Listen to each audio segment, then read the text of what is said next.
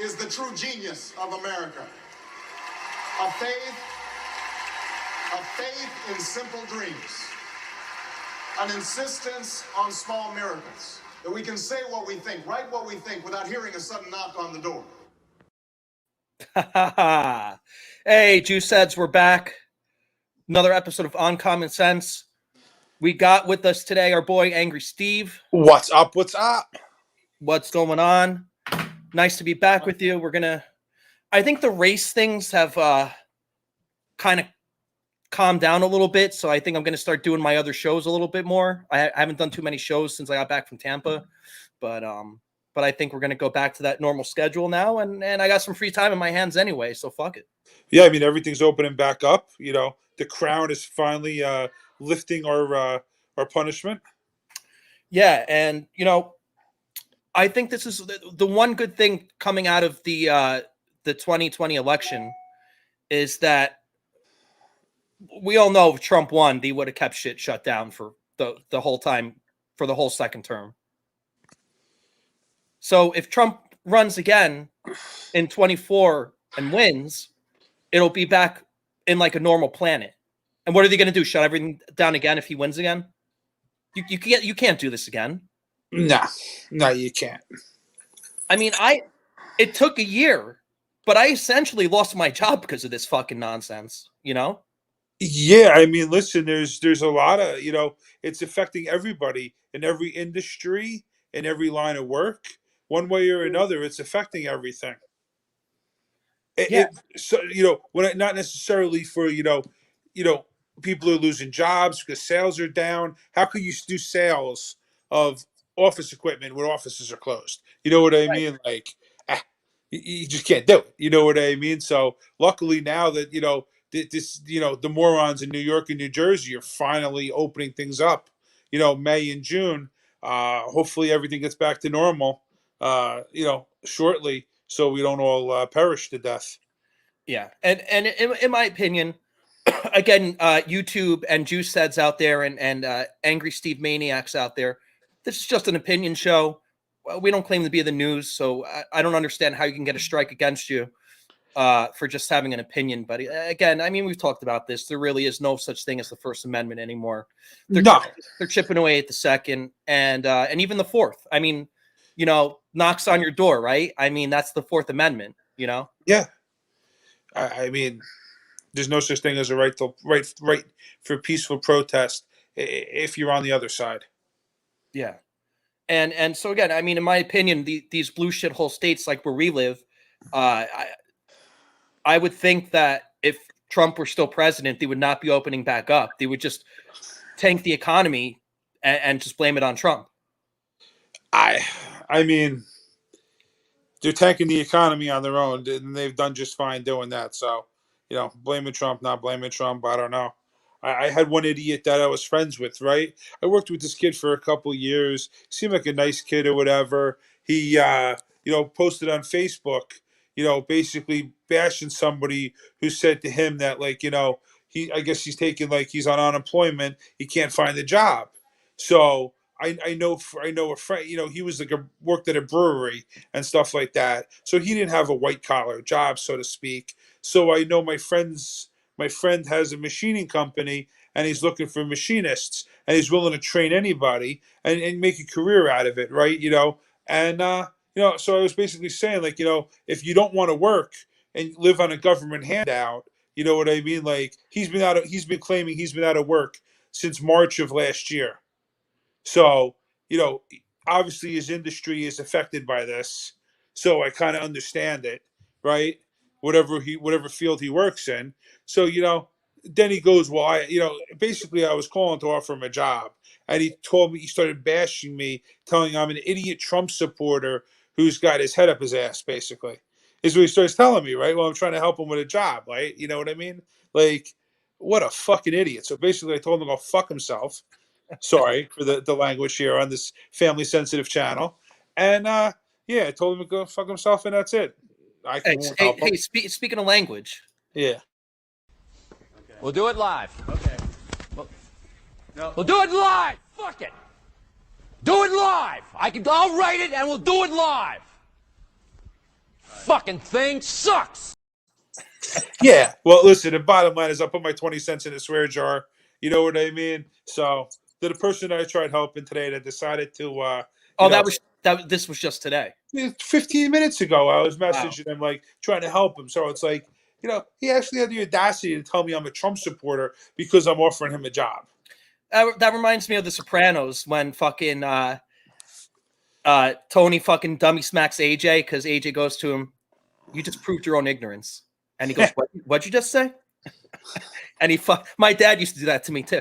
It's just so funny because the kid's name is AJ, and my dad thought he was Tony Soprano. So that shit, the relationship between Tony and AJ couldn't be any funnier for me to watch, especially now as an adult, almost being the same age as Tony and or my father, Yeah, and I mean the voicemails that you had, you know what I mean, of him going nuts, you know what I mean. So, or Frank had him on his voicemail is saved of your dad going nuts. So, yeah, I mean, I kind of see the correlation a little bit. But even he would come to like when I played high school football, there would be like events where the parents were invited, like not games, but like dinners and stuff. Yeah, at the high school. And every time my dad showed up, they'd be like, who the fuck's this guy that thinks he's Tony Soprano? Because he'd fucking dress like him and shit. Oh, so he rolled around like that, like the members only shirt with the gold chains. Yeah. Oh yeah. No, he thought he was Tony Soprano without a doubt. Oh, that's fantastic. Was this before or after Tony Soprano? No, during. Oh, it was during. Oh, okay. Because I was thinking maybe it was before. Because there's a lot of members of our town that were like that well before. You know what I mean? Yeah. Like, well, my dad was that. Without saying too much, I'll put it this way: my dad was invited into the club, but he never joined. I hear what you're saying. But just I'm just talking strictly from an attire standpoint. I mean, I'll watch a show of The Sopranos and I'll see like a button up that Tony's wearing, and I'm like, shit, that's like a shirt my dad would wear. Yeah. So without saying too much, okay, but telling you enough, there was an auto parts store in town. Okay, right. And I think I know which one. All right, and on the second floor, yeah, they used to play cards after hours. Hey, I'll tell you, my dad's father used to play at that Okay, game. So how about my friend's father, right? Who was what do you call it? Irish and Polish, right? He was Irish and Polish. He what do you call it? They brought him over there one day, right? And they basically they couldn't beat him fair and square, so they drugged him and beat the hell out of him, robbed him, and threw him outside. So that's when I knew that the mob existed, in East Hanover, right? Like that was part of it. I mean, it's not like a secret. I mean, people know, like people outside of East Hanover that never lived in East Hanover know about it. It's not like it's not like we're saying stuff that people don't know. No, these are all true events, right? Working at Luigi's, right? You know what I mean? They were there, man. They were there. So nonetheless, unfortunately, couple good friends, you know what I mean? Parents, locked up for many years because of it. So it existed. Yeah, I mean, that's the life you choose. That's what you get into. So. Yeah. I mean, listen, the bottom line is, I think some of it was a little, some of it gets a little bit too far fetched. You know what I mean? Some of the charges. I mean, it's probably mostly just fucking racketeering. Yeah. If I had to guess. It's not like these guys I doubt they were whacking people like left and right, like in the movies. Nah. It's just more racketeering. I mean, look, a couple of my buddies got busted for racketeering, right? For doing sports gambling, right? And if you really think about that. Yeah, I would be surprised if the majority of it wasn't sports gambling. Yeah. And especially now, because it's legal here in New Jersey to sports gamble, I don't even think that matters, because the one difference between doing it, we'll call it underground, and doing it with the state is that underground, they'll give you credit. The state will never let you gamble with credit. No, the state will let you gamble with credit. Underground will let you gamble with credit, right? But the same thing's going to exist. The same problems exist. Right. So, You know what I mean. The bottom line is it's just like anything that they legalize now, right? They legalize marijuana, legalize sports betting. Why? So they can capitalize on the tax revenue. If it was so bad and it was outlawed for so many years, right? Is it really that bad, or do they just now figure out a way to capitalize on the tax revenue? Either way, they're scumbags. Well, let me ask you a question, right? If they're finding all these new tax revenue streams, shouldn't they give the taxpayers some fucking relief? And no, you would think that would make sense. Like, Well, that's what the name of the show is what uncommon sense. well, that's on common sense, right? But what the problem is that everybody wants to make 250 grand a year, even the guy that collects the tolls on the parkway and the turnpike. You know what I mean? So now everybody wants to make $1 million a year. We're in a hyperinflation situation, and yeah, nobody wants to go to work. Um, not only does nobody want to go to work, but like I'm saying, I mean, the state's going to make a ton of money from the sports gambling. I'm sure they already are. They're going to make Yeah. a ton of money from the weed. How come we're not seeing reductions in our property taxes, in our fucking in our state income tax, right? I mean, you would think the more money the state makes, they would do more for the taxpayers, but instead they just fuck us in the ass more. They just stick their Yeah. thumb deeper. Yeah, but not only that. I mean, if you look, we have loans taken out. I forgot how many millions of dollars our loans are. But no matter how much extra money we pull out of our ass, our state is so fucked right now that it's going to take a while to recover. Oh, dude, I think we're headed towards the path of Illinois, man. I mean, that state, I think, is like beyond bankrupt. Yeah, I mean the difference is there's no money in Illinois. There's money here. Right. That's the For difference. now, until everyone moves to fucking Florida. Listen, I have to say this: everybody moved to Florida at the start of the pandemic. Anybody with any type of money is moving back. They can't deal with. You can't hack it there. They can't hack it there. And now that Czar, Cuomo over there is lifting all the restrictions, July 1st, it's going 100% restrictionless. But they're starting things sooner. Everybody's going to come back. Coming back with a vengeance, I think. Well, yeah, I mean, people probably like the idea of it more than actually doing it. I got an interview with Citrix. I mean, I don't care. I mean, it's just an interview, but it's a final round interview, and the position's actually in Fort Lauderdale. So That's awesome. I would jump on that if they're willing to hire me. Yeah, and now would you have to relocate there or be virtual? Actually, what's funny is I would have to relocate there because that's where their headquarters is. Yep. But my sales territory would actually be Tampa. Okay. So like that's the position. But yeah, I mean, I would jump on that in a heartbeat.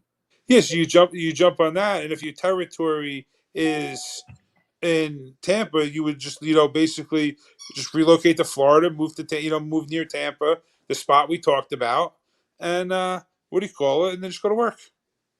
Yeah, and dude, the way I see it, I mean, it's such a quick, easy flight. If I ever have to come home for anything, I mean, No, yeah, it's nothing.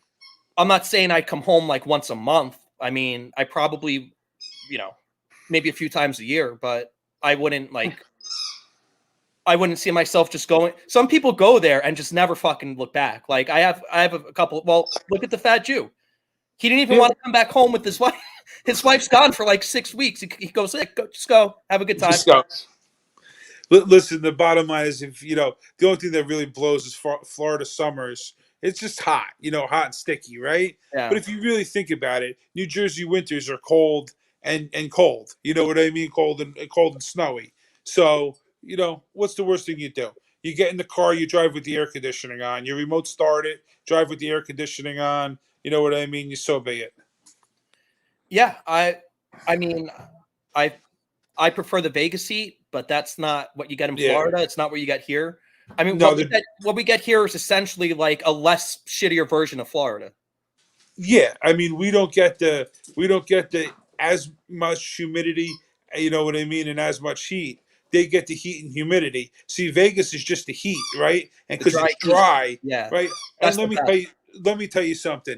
there's a whole different type of problem when you have 120-degree dry heat than you have, 90-degree, 100% humidity heat. It still sucks balls. You know what I mean? Either way. So, Oh yeah, I mean it's still hot. yeah, I it's just still hot. I'll be honest with you though, I prefer 100 degrees of Vegas heat to like 85 degrees of Jersey summer heat. Yeah, no, absolutely. No, well, 100 degrees of Vegas heat It is, doesn't feel that hot, dude. It's hot. yeah, Like don't touch the ground without shoes on, right? Like yeah, don't walk barefoot on the ground. yeah. But it's still fucking hot. Don't get me wrong. But just me, I'm much more comfortable in that dry 100 degrees than I am in the fucking humid 85 here. Yeah. So it's all about the relative humidity, right? So if you have an issue with the humidity here, let me tell you something. Florida takes that humidity and it one-ups it. I know, dude. I was sweating my ass off just walking around when I was in your favorite part of town. Yeah. We were walking So- around for like an hour and like we took a break here for a beer, took a break there for a beer because there's all like the restaurants and bars and stuff. And I mean, I had to change my shirt when we were done. So yeah, no, I'm telling you, it's what do you call it? It's just a lot of humidity there. So, but the bottom line is good luck. You can use me for a reference if you want. Like I said, professional, whatever reference probably goes. Why would pretty I good want way. you as a reference? You're an ignorant Trump supporter. There you go. There you go. It really is funny how we only really see that from one side. It really is fucking crazy. But listen, I could understand if I was sitting there like bashing the kid, you know what I mean? I'm like, listen, if you want to go to work, there's plenty of jobs in every industry. Who wants to flip burgers? No, dude, trust me. I don't want to flip burgers. Nobody wants to flip burgers. You know what I mean? That I got. That's why there's robots that are gonna flip your burgers. Well, it's also because they don't want to fucking pay people $15 an hour. Well, listen, $15 an hour is gonna be 25 now. Are you kidding me?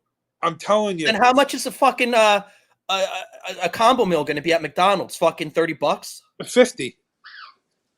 Because I'm telling you right now, there's jobs paying $25 an hour.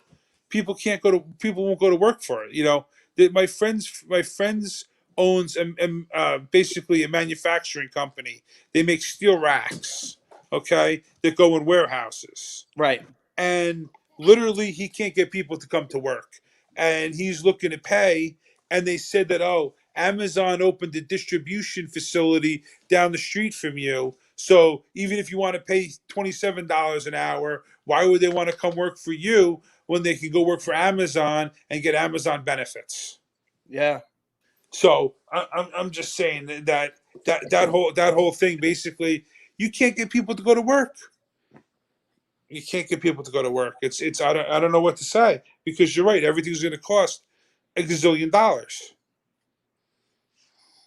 And this is my first time in 7 years being unemployed. So, I mean, my line of work is very unstable. So I actually consider that a pretty good run, being gainfully employed for 7 years doing what I do for a living. But yeah, I mean, I can't just not work.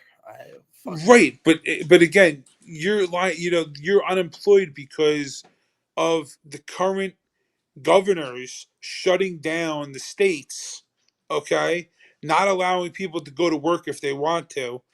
And this is the problem, is now causing, why would anybody want to buy office equipment when the offices are closed?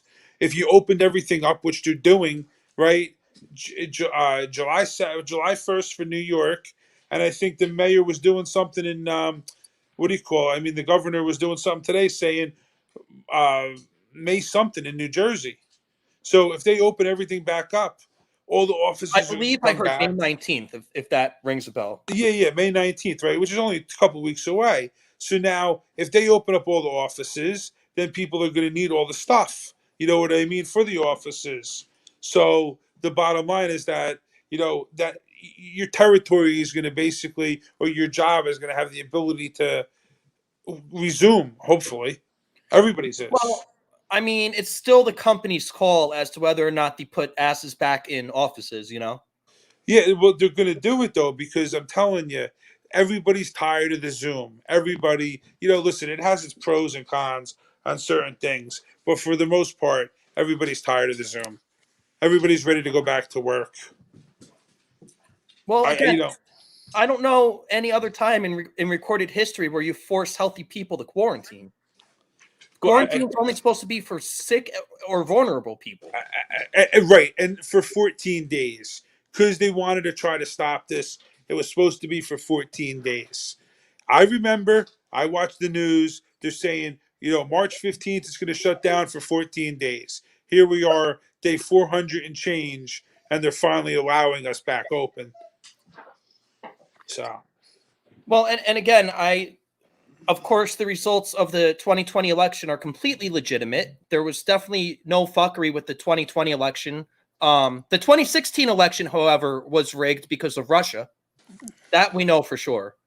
But I attribute our blue shithole states reopening to the 2020 election results. I really do. And I attribute the extent of the shutdowns to the person that was sitting in the Oval Office at the time. yeah, I mean, I think you're right. I think you're right. I think that but still, nonetheless, the state shut down. Everybody was out of work. You know what I mean? That's been out of work, and it affected everything down the line. So I think they see how terribly it played out and how the vaccine's now been administered. So hopefully things resume back to normal. Everybody goes back to work, and the economy succeeds again. Because I think now that they're lifting these the forbearances that they had, that's going to be a big problem. I think there's a lot of people in debt, a lot of people with money, bills owed. Now all of a sudden these forbearances are going to get lifted, and you're going to have to pay your credit cards and your mortgage and your car payment, and then the repossessions are going to resume, and all the credit impacts are going to resume. Wait a And minute, so you're telling me I didn't have to pay my credit card this whole time? no, dude, you didn't have to pay your credit card, your mortgage, nothing the whole time. I didn't know. I didn't know credit card. Yeah, even your credit card. All you have to do is just say, well, you have to say you're not working, right? So whether you're not working or you're not working. But do You they know, they, freeze your credit card then? Like they don't let you use it, right? yeah, no, you can't use it anymore. Once you can't pay, you can't use it. But you can use the car and the house. So imagine you not working since April of last year, right?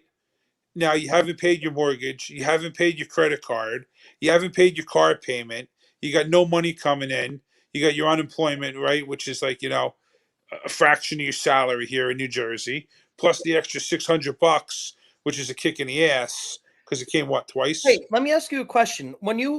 I applied for my unemployment today. Yeah. Does that extra money from the federal government automatically roll into it? No, it's over with now. Oh, So but I can't get that anymore. no, I think the extra $600 and stuff is all done. So the only thing you're going to be able to get, I think, $683 a week. It was I have the document right here. I printed out a copy. It says, and this is pre-tax, I guess. 731. Oh, 731. Okay. So yeah, after taxes, I think you get 683 somewhere around there, but 731. Hey, it's enough to pay my rent, so whatever. Right. So I mean, just till you find something else, takes care of business. And I've been fortunate in my life. I got a little bit of a nest egg for myself. I think I told you, without saying too much on the air. Oh yeah, no, I know all about that.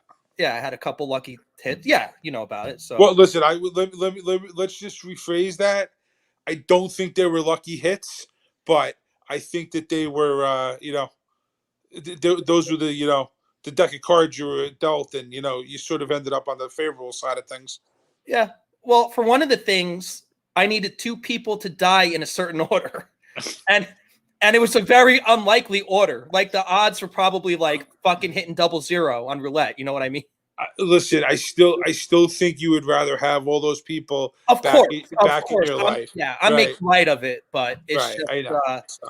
it's just one of those things that, like, what are the odds that I needed a 53-year-old to pass away before like an 89-year-old? You know what? Yeah, I mean, the bottom line is that I sort of tell the story of the guy that has the worst luck with family, but somehow became, took care of himself. But you know what I mean? Like, Yeah. anyways, so we'll leave it at that without saying too So much. I mean, yeah, I mean, until the podcasting thing takes off and we start getting paid to do the show, we'll get by on our incomes and what we got in the bank. Yeah, yeah. Like I said, um, I there was a sales position available today that I saw. I was going to text you actually, but it revolved around training, like selling training, right, for a For your, for, specific for your industry. for your company. Nah, for Oh, a friend of mine's company. yeah, like, dude, I've had to in my sales career had to have sat through a lot of that sales training that like people pay for. Yeah. It's all bullshit. Oh It's yeah. all bullshit. Yeah. It's like bigger bullshit than like Wolf of Wall Street bullshit. Yeah. I know. And you could do what these say, and it's like, A, I already know better ways of doing what you're telling me to do. And B, you probably don't even practice what you preach, meaning like the techniques that you're teaching us, you probably don't even do yourself. So there's no proof of concept, right? Yeah, no, the people I've been to plenty of those seminars, right? Those people couldn't sell bubble gum to, like, you know what I mean, to at the So I candy do an store. Eskimo. Yeah. No, well, dude, I had to sit through one of those with my former employer when we started working remote like a year and a month ago. And this lady was trying to tell us, and you could tell she was just a hustler, like you could tell like her methods don't really work. And she was telling us to cold call and cold email people for appointments and then just send out meeting invites unsolicited. Why the fuck would any reasonable, intelligent person send out unsolicited meeting invites to people that you haven't even spoken with yet about having a meeting? And what kind of person would accept that meeting? You know what I mean? And then there's that saying, even a blind squirrel gets a nut or something. I forget. Like, I probably butchered the saying, but everything works sometimes. But that's just like, they actually wanted us to do that. And I didn't tell them I wasn't doing it, but I didn't do it because there's smart ways to do things and there's fucking stupid ways to do things. And that's definitely a stupid way to do things. But that's just one example. Yeah. Now, are people always, or not people, but are companies always going to buy sales training? Yes. So if you don't mind just being a fucking hustler and like not really selling anything of value and having little to no integrity in what you're doing for a living, then yeah, you could sell sales training, sure. But I've never sat through any sales training that's been paid for by an employer that was worth the whatever. Yeah. Worth Worth your time. Yeah. right. Yeah, no, I hear that. And then I was thinking, with the home prices, the houses flying off the shelf around here, going for well over asking price. I was thinking, I'm like, geez, I wonder how realtors are doing right now. I'm thinking that they're probably cleaning up. But I was looking, and you know, even though the houses are flying off the shelf, the inventory is way down. So there's actually less houses for sale now. That's what's driving the price up because nobody wants to sell. Well, I have a girl I used to have relations with back when I was like 25. When I was up, I don't know if you remember when I was up a lot of money in AC and I would go every week. You might have even met her down in AC with me, the blonde chick with the big boobs. Frank sure. knows her. Our boy knows her, but Yeah.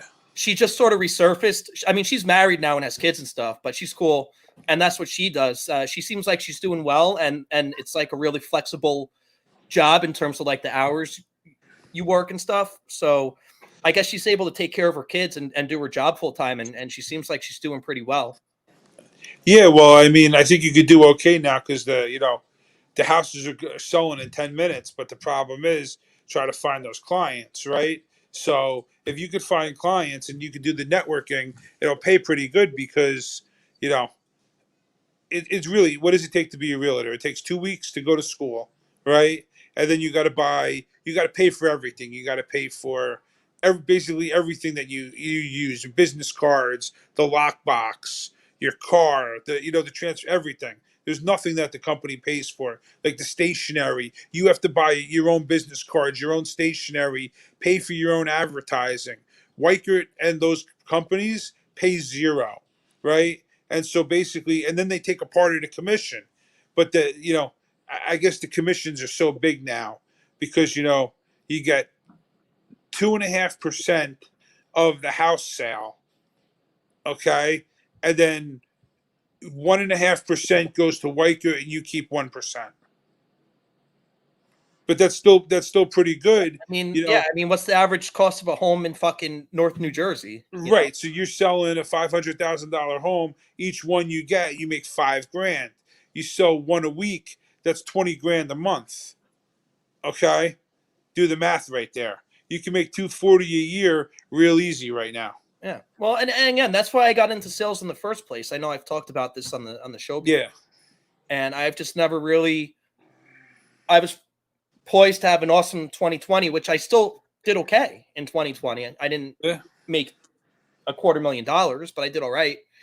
And I just totally got fucking blasted up the ass by what happened, No, I hear you. And like I said, I think now everything is opening. The market's going to turn around. You know what I mean? You get in with the big tech company like that, selling more than just, office equipment. I think you'll do good.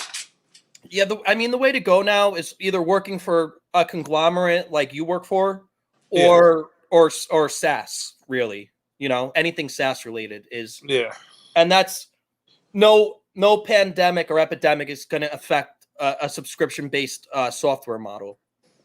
Yeah, no, but I mean, listen. The bottom line is that I can't talk about my employer, but I can just say that you can look. We were affected by the pandemic in certain ways. I think everybody was in certain ways. It's how you recover from it or how you change and grow from it. So, listen, the bottom line is that if you're in a position that your job was, I don't want to say eliminated by the pandemic, find the company that's hiring during the pandemic. They're obviously succeeding. Oh, yeah. So, no, you know what I mean? The company that you were talking about, they're hiring during the pandemic. You know what? That's who you have to go with. Yeah, something like that. And you think about what they do, right? They do like a screen scrape kind of technology. They do VDI. Yeah. So whether you work in an office or from home, that doesn't impact the use of VDI. Yeah. So. Yeah, I was just in an office in New York, and they got all the latest video technology, and they got a whiteboard they scribble on, and everybody can see it, so that you know what I mean. Because so many people are using now Zoom, right, which they never used before. So now they got to adapt and make the Zoom easier to use. Not just Zoom, right, but those technologies. Well, the collaboration stuff. Yeah, the collaborations, right? So whiteboards and drawing, and then now everybody's using these breakout rooms in the Zoom meetings. So they're having meetings within meetings to talk about the meeting, and then they come back and talk. It's just different ways of things that never happened before. Yeah, and it's like you said. I mean, I guess at this point you have to want to have a job. Yeah, there's jobs out there. There's definitely jobs out there. Listen, there's not only are there jobs out there, there's jobs in almost every industry, and they're all different levels. So if you were a manager, there's still manager jobs out there. If you were entry level, there's entry level jobs, right? So it's for experience. There's those too. Some are harder to get, right? Like we talked a little bit about, certain things and why those just don't fall out of a tree. That you know what I mean. That you were telling me things about. Those kind of jobs just don't fall out of a tree. Right. You have to look for them. So, but they're out there, maybe. Yeah. No, and I mean, look, this time I'm definitely going to take my time. This show's a little bit different tonight. It's more about the business world and things like that. But I will tell you, I think one of the reasons I ended up in the situation I'm in now, which again, I'm cool with, I'm not worried or anything, but I jumped on the first job that gave me an offer. So now I can like take a couple steps back, take a deep breath, take my time, and give myself some good options. I mean, I have a good option maybe through you. I have a good option with the company I was just talking about. I have a good option with my former boss from Midtown. And I actually, my uncle's former boss, also, he's at a pretty exciting startup company. I think I told you about it. They use, it's like AI security. Nice, nice. And they're poised to boom. It's a small startup now, but if you get in a company like this at the ground floor and it takes off, you could. Yeah, no, well, that's what you got to do. You got to get, if you can get into a tech startup, and that's how all these people in Silicon Valley made so much money. They got into the tech startups. The tech startups, you know, tech is taken off. If you really look at it, up into 2015, tech was like tech startups was $1 billion a year industry, and now tech startups is like a $10 billion a year industry in just the last 5 years. So there's so much money in tech startups, so many new tech companies opening. If you get into one of them at the ground floor, so to speak, right? You now, and it takes off. You know you can make it easily. You know, if you think about it, you know you get stock, you know, company stock, right? They give you like so many shares. You know, yeah, when you first start, it's worth 10 cents. You know what I mean? Then it takes off, and you know, all of a sudden it gets, you know, they listed and everything else, and then it starts worth $50 a share, $100 a share. Now you're, you know, you made it, and you're still working. Right. Yeah. And I've heard plenty of stories like that through people I know. Yeah. So it can happen, and it does happen. Right. So just think, you got a job at Tesla when the, you know, years ago, right? When the stock price was peanuts, right? You know, before Elon Musk came out smoking weed, and the stock price tanked, you know, when it was nothing. And you know, you got a bunch of company shares, you worked there, things were going great. Now all of a sudden the company shares are worth gazillion bucks. Hey, I actually just got a message from the Fat Jew, and he says, I won't be able to join you guys tonight. My in-laws are in town. So Fat Jew, if you're watching, sorry to hear that. They invaded, huh? They invaded. But it's funny. I got to ask him the logistics of that, because I thought his wife was up in New York with his in-laws. So I don't. Yeah, well, I'm thinking that I guess she went back home and they came too. Yeah, I mean, but she was supposed to be gone for another few weeks, so maybe she came home early or something. Maybe she came home early and brought them down instead. Maybe she couldn't take New York and said, "No, come down to Florida and let me show you how you can live here with no mask." Oh, dude, I went out to Morristown last night, and the bar. I mean, it was a Sunday night, so it was what it was in terms of like the crowds and stuff. But dude, these places are like super fucking anal with the masks. Like, oh yeah, they snap the fuck out if you walk in without a mask. But 5 feet away from the door, you can sit down without a mask. Like it, yeah. It just, and again, I don't want to get a strike for talk, because I'm not talking about the V word, the V card, which is allegedly what I got my strike for when we were just talking about masks. But I'm not saying don't wear a mask, internet. Okay, I'm not saying don't wear a mask. I'm just saying it's just funny how you have to wear a mask at the fucking entrance, and then you sit at a table 5 feet away and you don't have to wear the mask anymore. Yeah, exactly. 100%. I was just that, you know, without naming the place. Now, YouTube and algorithm and algorithms out there and internet folks, I'm just telling you the conditions of where I was last night. I'm not saying it's good or bad or should or shouldn't. Yeah, so I was at the Shot Father right over there, and, right? Wait, and, you know, one? The original one or the second one? No, the second one, right? The one where you were, yeah, right? Yeah. So you know, everybody's wearing a mask, right? But you come in, you got to wear the mask coming in, walking through the place. Then, you know, past everybody else who has no mask on, right, sitting at their table, right? And then you know, you get a table, you sit down, then you take off your mask. Then everybody else is walking past you without your mask on. So you're right, it is stupid. It's like mask retardation. Well, even on an airplane, dude, it's like you have to wear a mask the whole time. But if you have a fucking bag of potato chips or a fucking Diet Coke, you're allowed to slip the mask down. So it's right. And these are just facts. Again, Right. So like the facts are what they are. I'm not. right. It's not an opinion. I'm just saying Right. what the rules are. So my parents just got back from 2 weeks in Turks and Caicos. Okay, they had to get a COVID test 3 days before they flew. Then they had to have a COVID test the day of.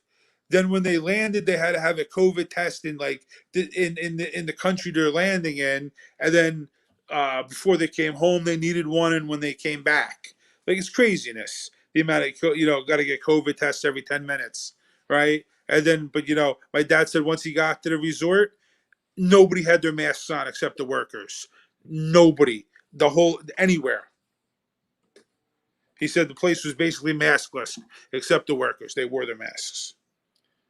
Yeah, well, I could tell you without naming my gym. That's sort of like my gym. There's like maybe 10% of the people in the gym are like anal and never take their mask off. But there's some people in my gym that just don't even wear a mask. Then there's some people in my gym that are so anal, they spray down the dumbbells right before they use the dumbbells, and it's like, what are you doing? I mean, Well, if you're gonna go to the gym, your hands are gonna get fucking dirty. I mean, that's just yeah, but like I can see, like I'm just saying, I can see spraying down the dumbbells, right? With COVID or without COVID, you get somebody else's dirty sweat all over the thing. Like I'd have a hand wipe, not spraying it down, but I definitely have like a hand wipe to clean that off first. I don't know. yeah. I mean, I'm talking before COVID. Like, what do you think somebody's gonna do? I just would always wash my hands when I was done. Like, Yeah, well, I mean that too, right? Like, you know what I mean? but I guess I never carried around wipes prior to COVID. Yeah, You know what I mean? So there's people in between every set with the hand sanitizer. Let me tell you something, man. That's not good for you to use it that often. nah, it dries out your skin. It's like alcohol. But it's like I heard it's like bad for your health too, because it actually weakens your immune system, because your immune system does need exposure to some fucking germs. So it has Yeah. So that's how that work. is an immune system. An immune system takes the germs, right? And then it fights it off all the time, no matter how big or small. And if you get germs that obviously overpower you, you're beat, right? But that's all your immune system does is fight that. So the lack thereof, the immune system's taking a vacation. Yeah. Even the lady I was sitting next to on the flight home from Tampa, I mean, she must have fucking hand sanitized no less than 20 times. I mean, it's only like a 2-hour flight, Yeah. So that means what? Like every fucking 7 minutes, 8 minutes, she was fucking. It's 7 minutes, 8 minutes. You're over there. You're like, rubbing up, getting a little close to her. You know what I mean?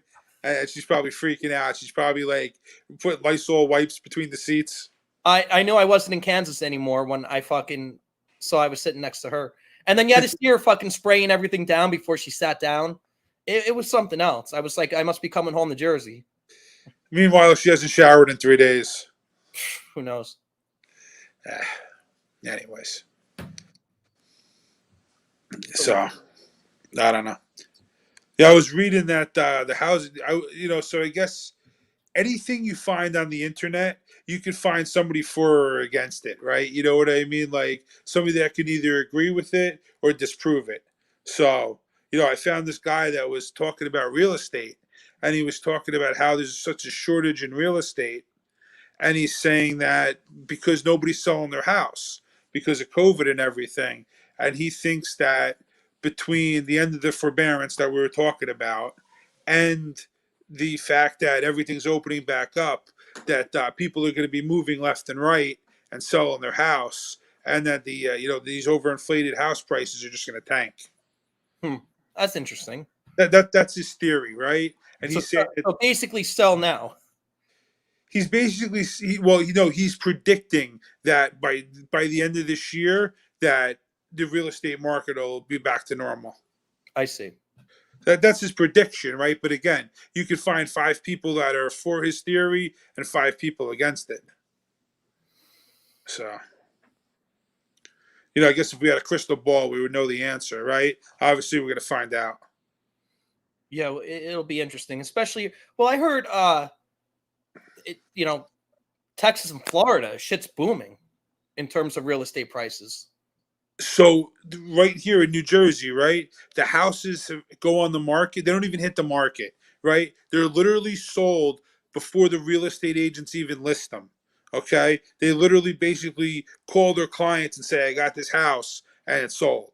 And then if they want multiple offers, they're getting 20 offers on a house. But what about here is so special right now in one of the worst states in the fucking union? So first of all, we're the suburb of the shithole of Northeast, right? So there's just so much money flowing from there, and there always will be. That's what makes us so profitable and so desirable. Oh, Even more so now, would you rather pay $4,000 a month living in a 600 square foot apartment, or $4,000 a month for a nice house with a nice yard, a 2-car garage, and a kitchen that you could actually cook in? well, the problem is they're bringing their shithole liberal fucking values with them, and they're making our Yes, state from bad to worse. right. And what do you think's happening to Texas? Poor Austin, right? Austin, Texas used to be, the reddest state of the nation, right? And now it's going to be a blue state because I don't Austin. believe that. I don't believe that at all. I think Texas is just too big.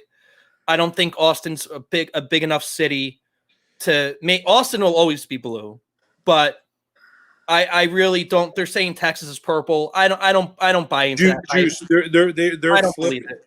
They're flipping Texas, I right? don't believe that.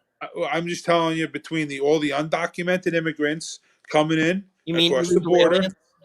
the illegal aliens, whatever you want to call them this week, the undocumented immigrants that are They're not immigrants. They're aliens. whatever they are, right? The border hoppers, right, or the tunnel diggers, whatever you want to call them, because they can't climb the wall now.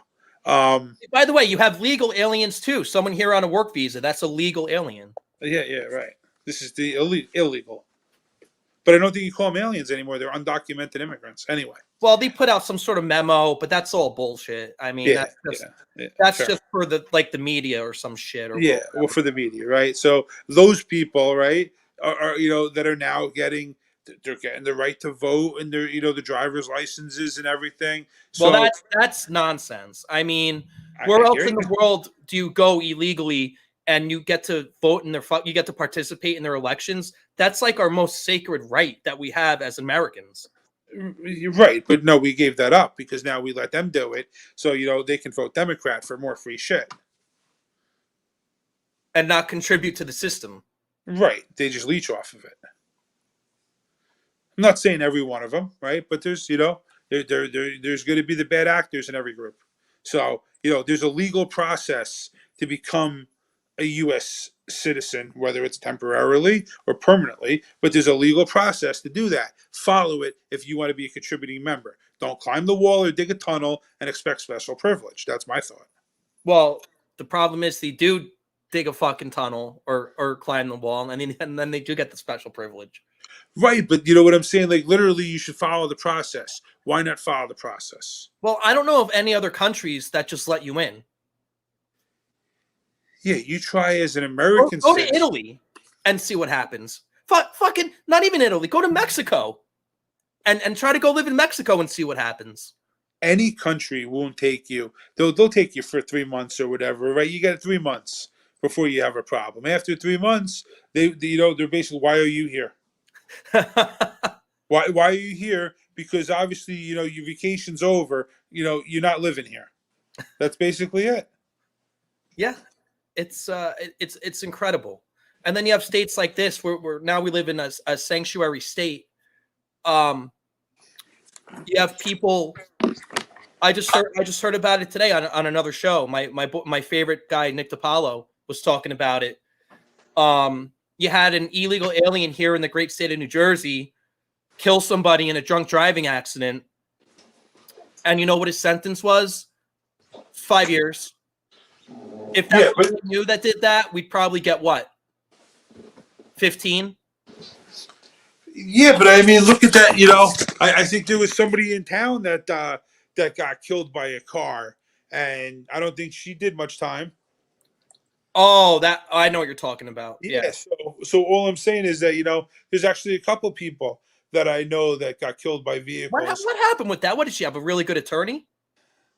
Listen, she paid up, Because right? now I know exactly what you're talking about. This is from Yeah, about like 8 years ago, 9 years ago. yeah. Yeah. Um, and didn't she leave the scene too? Oh yeah, I mean, that you would think just that alone would fuck her right. And the even more. fact that that she was on Xanax's, what do you call it? Xanax's and alcohol and I think everything else, right? So And it was what, like 7 a.m.? yeah, poor life choices. Fuck, man. She was full of poor life choices. I'll tell you what, and that's around the time when like Uber wasn't quite a thing yet, but that's when I started taking cabs everywhere. Yeah, I can tell you as soon as Uber became a thing, I Ubered, right? You know what I mean? Like I'm not talking about to everything, right? But if I knew that I was going to be, enjoying myself, Right. right? Or there was just a slim chance that I was going to be enjoying myself, I would take the Uber. You mentioned the place where you were, right? So I go there all the time and it's right down the street. So literally it's $7 to go there. It's like the minimum. Whatever the minimum is, that's what it is. Yeah, Right. it's $7 for me to Uber to my regular spot in Fairfield. Right. So $7, right? So really, if you think about it, $14. It's a little, if you look at it two different ways, right? $14 is absolutely nothing in the grand scheme of things. You know what I mean? That's less than the tip that I'm going to leave that night. So it's really nothing. Yeah. And you don't have to worry about anything. You get home and you're fine. You get there, you're fine. And your car is still at home for the Yeah. next morning. Exactly. You don't even lose your parking spot, right? Like, I don't have that problem, but you don't lose your parking spot. You know what I mean? Like that's worth it for the price alone. Yeah, no, totally. And back then Uber wasn't quite a thing yet, and cabs were not the most reliable. But from that point on, I knew there was going to be uh probably more of an eye on people driving. Yeah, but cabs were the worst, man. I used to call them. I Very literally, unreliable. Very I unreliable. literally, but I would call like a legit taxi company, right? And I don't want to give them a plug because they suck, right? And I literally wanted to go from my house to like the end of Overlook, right? Like I just didn't feel like walking it. I'm like, how much could this be? Right? My friend was the last house on the end on Overlook, so I'm like, all right, how much could this be? $5, $8 to go like a mile and a half. And no, they wanted like $55. I'm like, no, that's it. You're done. So, place is shady, right? And then it's just going to only get shadier. So Uber solved that problem. Yeah, and then there's Lyft, and Yeah. competition is always good. Yeah. That's But part I of the mean, reason why the WWE is such a horrible product right now. Not to veer off into wrestling, but because they haven't had real competition since 20 years ago. Do you remember like there was WCW and the WWF? Well, when WCW tanked and Vince McMahon purchased WCW and he literally bought his competition. The product is, and you're talking to like a 30-year fan, and this is coming from me. The product is like 95% unwatchable anymore. Like I don't even watch it live. I DVR it, and I probably fast forward through 90% of it, not even exaggerating. All right, but that's what happens when you go through 2 decades with no competition. yeah, well, that's the problem in any industry. And that applies to everything because we've been talking. This has like been a very business oriented theme Right. tonight, and the less competition. I mean, look at big tech. I mean, there's DuckDuckGo, which I use instead of Google, but I mean, they're not really a threat to Google. It's not really competition. It's just an No. alternative. Listen, the bottom line is that, if you hate big tech, yeah, unfortunately, you got to use big tech anyway. So if you don't use them, you're just not tech. You're not in that sector. All I could say is that I do plenty of the, what do you call? I'm in every major tech company, so I have to say I use it all. I don't, I don't like the censorship. You got to deal with it, unfortunately. Yeah. You do, and I think it's illegal. That's my opinion because I think they're in bed with the government, and that's actually called corporatism. Wait, Like, you think? Wait, no, no, no. I know for a fact. There. Never mind. I'll shut up. I don't know for a well, they're fact. basically doing the government's bidding for them. No, Is they're what's not. going on. No. So what the government is inside big tech, right? Like for instance, I know this because I could talk about this one because I know for a fact. Over in Persephone is T-Mobile's headquarters. Okay, inside T-Mobile's headquarters, they have a whole section for the FBI to go in there and listen to the phone calls. Really? Yeah, this is not this is 100% fact. They have their own lighting system. They have their own air conditioning system. They have a BMS system that was tied with the building, right? And they basically have all the retired police officers and FBI people and whatever would go there at 24 hours a day inside T-Mobile's headquarters, then to listen to the phone calls. Now, is that an extension of the Patriot Act or something? Yes, the Patriot Act that they passed that banned my online poker, right? So I'm using this, I'm telling you, I'm personally biased because it banned my online poker. I was big into online poker prior to the ban. Okay. So they banned it, okay, with the Patriot Act, and that was done by Bush. And yeah, now they have wiretapping Well, facilities inside there. let's be fair. In my opinion, they had that shit written, ready to go, and they were just waiting for some sort of event to trigger it passing. Well, yeah, I mean, I think they had it already, but now they have it passed. So I can tell you that I know people that were put under surveillance at different points in time, and they actually received letters in the mail letting them know that they were under surveillance. This is the time that they were under surveillance, and right, and they let them know, but it was after the fact. So, what's the point of letting them know at all? So if you're guilty, right, you're sort of not going to know. But if you're not guilty, right, they're going to give you a letter letting you know that they were listening to you. So when I say it is on the up and up, it's somewhat on the up and up. But my point is, why do they feel obligated to even notify anyone at all? You know what I mean? I guess they have to. Yeah, I mean, I don't know why they're obligated, but I mean, I definitely know that that's what they did, right? Because I held the letter. I read the letter in front of me, right? Like it was, it said you were being wiretapped on this, this time frame due to an active investigation. You were found not to be part of it, and we have to, I guess, disclose it to you that they did listen to your calls. So. I mean, that happens. So all you have to do is trigger, now with these algorithms, you have to trigger the keywords, right? You trigger the keywords. I think they always had this, but the keywords, the logic's a little bit more advanced. But you trigger the keywords, Right. and then they start. And it could be like an email. It didn't have to be just like a telephone call, right? Right. Well, now it could be anything, right? But I'm just saying, But if you I think email was part of the original Patriot Act as well. Yeah, but again, if you trigger the algorithm, right? That prompts it to be flagged for human interaction, right? So if you use the keyword, right, then it flags it. Then somebody reviews it. Now that doesn't mean everyone gets reviewed. If they're bored and it's a slow night, yeah, maybe they'll get to everyone. But if it's a busy one, they might not. But they listen to it, see if it's a credible threat or something stupid, right? And you know, on goes life. And I think that this has been going on for a long time. It's just now everything's public. Everything you can record, you can see. There's traces of it. Everybody's got an iPhone. You can record it. Right. Yeah.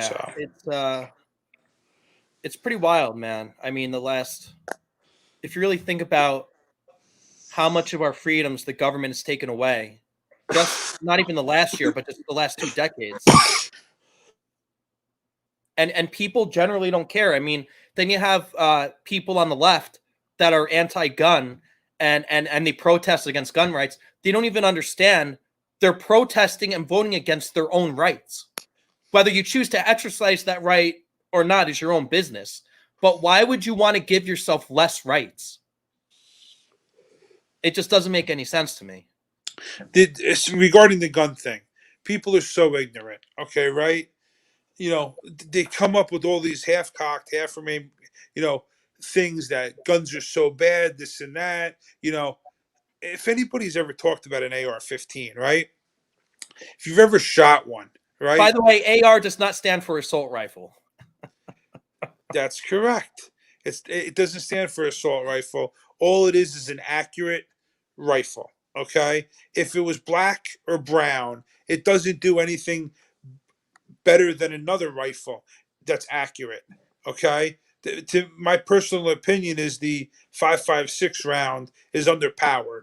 Okay, if you really think about it, it's based off a 223 bullet, right, with obviously a lot of extra powder.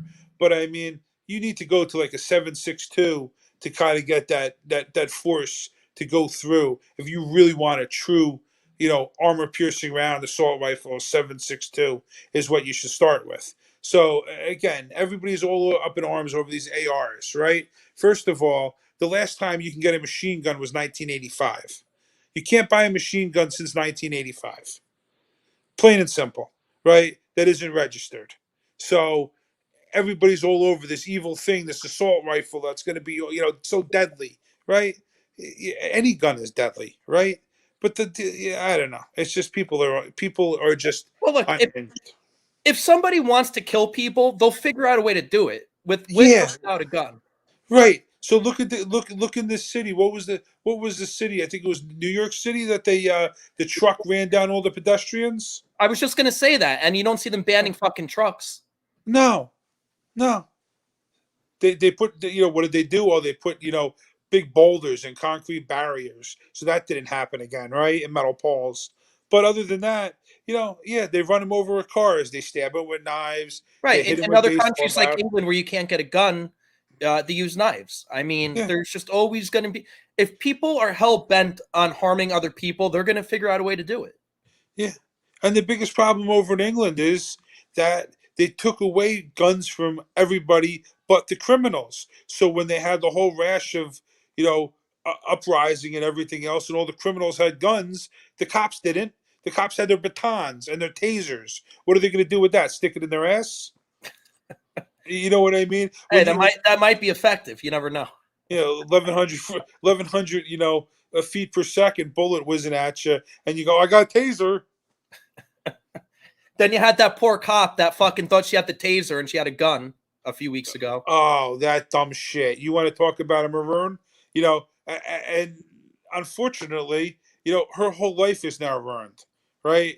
Her whole life is ruined. Her career is ruined. She can never be a cop again, right? She obviously, killed the guy, right? What an idiot. And I think we might have touched on this before, but who the fuck is ever going to want to be a cop from now on? Oh yeah, New York, police force is down 75%. You know what I mean? People are just retiring and dropping off in droves. Who wants to be a cop? If I were 18, I would not even want to flirt with the idea. Right. I mean, I know what I did when I was 18 to begin with, but when I was 18, it was still, we're going back 18 years. It was a different world.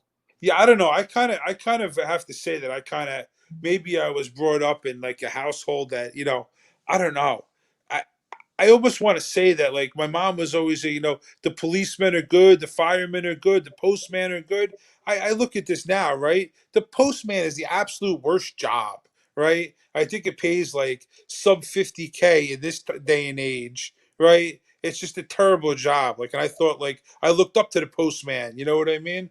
You learn as you grow up, and but police, man, who would want to be a cop? They get paid shit. Your life's on the line all the time, and now with all these laws being passed and everything else, you'll go to jail because you pulled somebody over Forget about even getting out of your car. You just pull over the wrong person. The cop now loses his job. That's what it's going towards. Yeah. New York City with De Blasio, forget about it. Forget about it. I can't wait till he's out of office. I don't know who's coming next that's going to be any better, but can't wait till he's gone.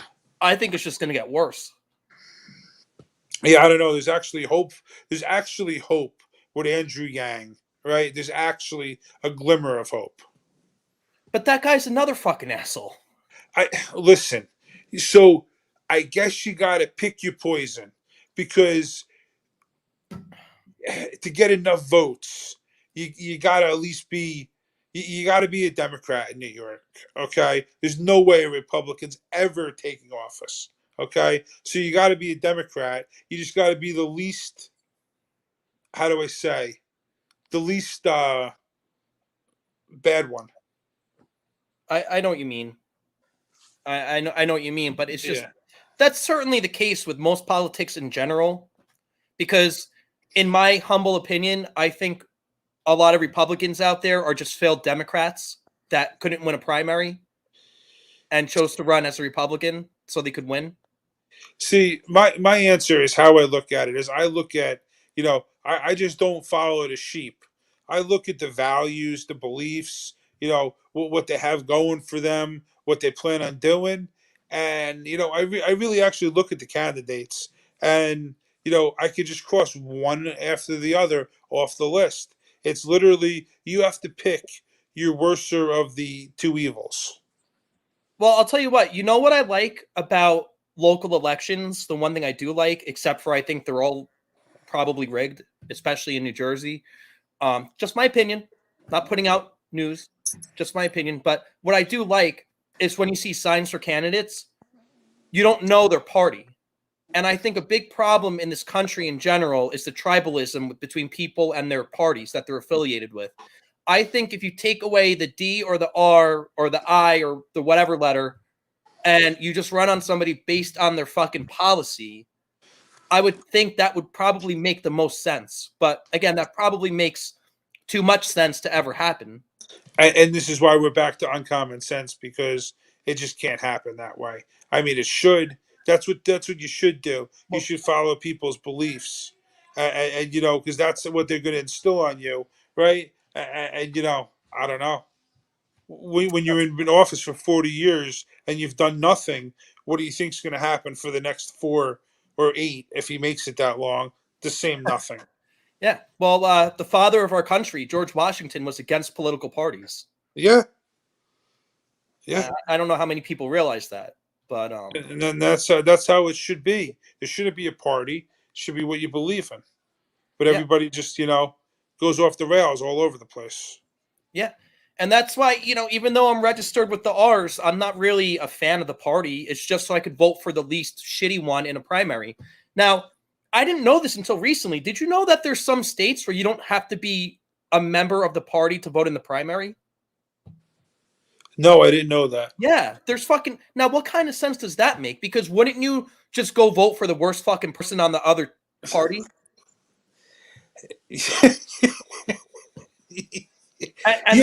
And then I guess you just hope that there's more people on the other side to offset it. Offset it? Yeah, I mean, that's crazy. You're right. Because, that's a good one, Juice. I never heard of it until recently. But I think, I want to say maybe Georgia is one of those states, but there's some fucking... Look, I've already said, and this is my home state, and if an outsider talks shit about Jersey, I will fucking lay the smack down, because this is my state to pick on, because I'm from here. I'm allowed to talk shit. You're allowed to talk shit.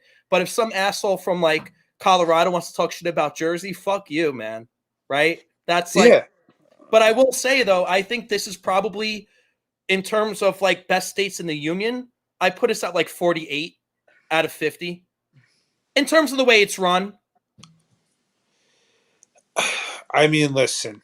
In terms of the fucking cost of living, the politics. Look, we got a supermajority of fucking asshole Democrats in the state legislature. So it's not a matter of what can they get done. It's a matter of when they're going to do it. No state gets a supermajority of one side. No, but I mean, look, the benefit that we have, right? You're right. It's run terribly. It's always been run terribly. Even when Christie was governor, it was run terribly, right? I was no fan of his. Right. All I have to say is that, Your boy Champ fucking loves that guy. listen, you know, I didn't think he was bad. I thought he had the right get go, but he got hung up in too much shit. He pissed the teachers off way too early in his term, right? With screwing up their pensions, and then he what do you call it? He The fucked bridge. around with the bridge. He dug his own grave to make people not like him, but he wasn't that bad of a guy. I mean, we've had a lot worse governors. The Christine Todd Whitman, she was terrible. You know what I Oh, mean? she's another idiot. She's another Yeah, fucking idiot. yeah. So we got some pretty bad ones, right? Because McGreevy, well, he was blowing the dudes at the truck stops. which is fine, but you can't like pretend you have like this whole fucking different life and be the governor. Oh yeah, I mean, I don't care if you could be anybody. How can you have a high-ranking position, right? Soliciting sex at the truck stop bathrooms. You know what I mean? Like, be a upstanding person and go get a real date. You know what I mean? Well, not even that, but like he was obviously in a fake marriage with like children and stuff, and it's like, Yeah, and he was sneaking away, having an affair, basically going against the moral values. but not moral values aside, are your priorities really governing when you're off sneaking away like that? You know what I mean? What are your priorities Well, as the number one person in charge of the state? yeah, that's what I mean by the moral values. I'm not talking Yeah. about the fact. Listen, if he wants to be, homosexual, that's his choice, right? If he wants to be, that's his God given right. You know what I mean? But don't live a lie. Be married. And obviously he couldn't even come out and like be a man about it. So he was out. And then and then he was replaced by that guy from Roseland for a little while as the acting governor, Richard Cody. Yep. And then we got fucking Corzine, who got into like a fucking a car accident and wasn't wearing a seatbelt, which is his own fucking law that he passed. So what did this asshole do? He wrote himself a seatbelt ticket. Get the fuck out of here. Listen, Jerk so off. that's scumbag, right? He was double dipping, right? He was stealing money from MF Global, right, while he was running that company, right, before he was the governor. He's just scumbag all around. Then he screwed up the speed limit on the Parkway because he decided to have a state trooper do 110, which is obviously way above 65, and then he wants to lower it to 55. Stupid moron.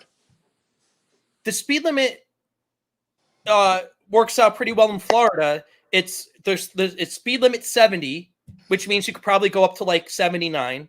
Like pretty much here you can go up to 79. As long as you go under 80, you're not going to get pulled over in a 65.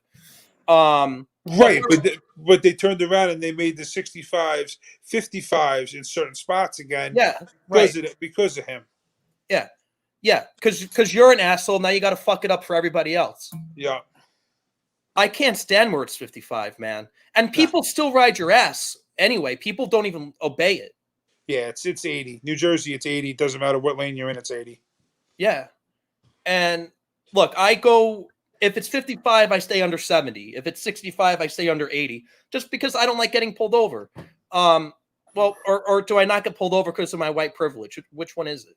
I don't know. I could tell you that I'm going to get pulled over too many times with this new car, twin turbo V6, 400 horsepower. I'm like all of a sudden looking down, I'm doing 97. I'm like, oh, I got to slow down. You don't even realize it, right? I don't even know. So, and then I bought another car this week. You're just fucking rolling in that dough, huh? Yeah. I bought a, what do you call it? I bought the brand new Bronco. So I pre-ordered that. So that's going to come next year. Nice. So that's the, what do you call it? So that's car number 2. That's the So OJ Mobile. that's what? The OJ Mobile. Yeah, I got the OJ Mobile. I got the 4-door. I got the. Dude, I don't know if you're on Twitter or not, but he's a great follow on Twitter. Is he? Oh, I got to follow him. I'm not on there, but And I believe he's on TikTok also. Oh, I got to check him out. He's got to be a maniac. Oh, he's great. He's the best. You definitely got to give him a follow. Yeah, but I bought it's basically this is the full size Bronco, right? It's supposed to be the competition to the Jeep Wrangler. So I got the 4-door, all kinds of big lifted thing with big tires and everything else. We'll see. We'll be the suburban soccer mom, going to get a Starbucks, driving the lifted Bronco. That's basically what it's going to be. So there's some uncommon sense for you. I did something foolish. Another car. Well, gotta have a car to get around here from A to B. Yeah, I know, but like I said, do right there. I really need 4 cars. I don't know. No, I'm saying 2 people don't need 4 cars. I mean, your girls will be 17 one day. Yeah, one day. Well, I mean, so in fairness, right? So I got the, I got the. That Bronco's definitely going to your oldest girl when she turns 17. Oh, absolutely, 100%. Because it's a safe car, and it'll be paid off by then, I'm sure. Oh, 100%. It's going to be paid off within 3 years. So. Yeah. So what the fuck? I mean, of course she's going to get that. Yeah, I got the '89 Vet, right? Then I got the Explorer, and then I got a commuter car for the city. I got a RAV4. That's not bad. No. So we got the Bronco. Play around with that a little bit. Go take it off-roading. Go down to one of those free states where I can actually go off-roading. There you go. Yeah, free states are nice, man. The freedom felt good in Florida, man. Yeah, I'm telling you, I want to go down. I want to go down. Well, we got to talk offline about our special project. Yeah. In regards to that. Yeah. And what do you call it? What else we got going on, Juice? What's new with you, man? Look, I'm just using this time to take a breather, recharge the batteries a little bit, and just waiting for that next gig, and it'll be a good one because I won't take anything less now because the bar's been raised. Oh yeah, well you got to raise the bar, and that's what happens, right? So you get that. That's the point in your career. You got that experience. You got the bar, and then you got to one up it. I do that every time. And and I'm gonna get back. I really haven't done that many podcasts in the last few weeks, just really with you and the Jew. So I'm gonna get back to doing more of my solo shows. I was thrown off my game a little bit. I guess I could talk about it on the air. Not just from the Florida trip, but it's a couple things going on in my life between the work situation and a couple people I was talking to. So, but we're back on track. This isn't banged up Juice over here. So we're nice. Nice. Yeah, no, I'm looking at doing I want to get more into the podcast thing myself. And I was kind of looking on YouTube, right? And I was looking at like these different people, and I kind of basically see how you got to be able to side with the most of the audience. I kind of think you have to be able to side with a large base of audience in whatever field it is. So like I look at the guys that do cars, look at the guys that review, talk about the financial sector, stocks, houses, things like that. You kind of got to be open-minded in different things, and I kind of see how the politics are going to piss half the people off. Well, look, it just depends what you want to talk about. So when I do, I'm sure you've seen my What's Trending shows.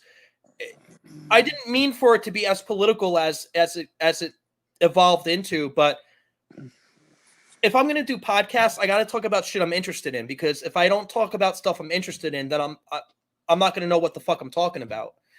Right, And so as long as you're making content about stuff you're interested in and it's compelling for people to watch, there's always going to be an audience for it. Now, if you want to cast a wider net, then do a podcast about fucking comic books or about movies or TV shows or cars or cooking. There's a lot of things you can cover content-wise that you don't have to be as divisive as maybe this channel can get. But I invite everybody to join it and watch my content. I just say how I feel. I mean, I don't hate anybody. I just hate dumb liberal people. That's all.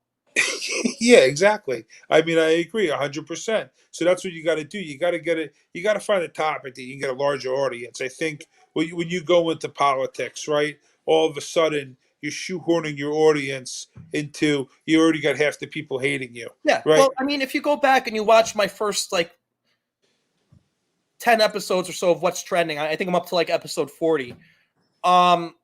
The topics were really it was a really wide variety of topics. I would talk about comic books and, like I was saying, movies.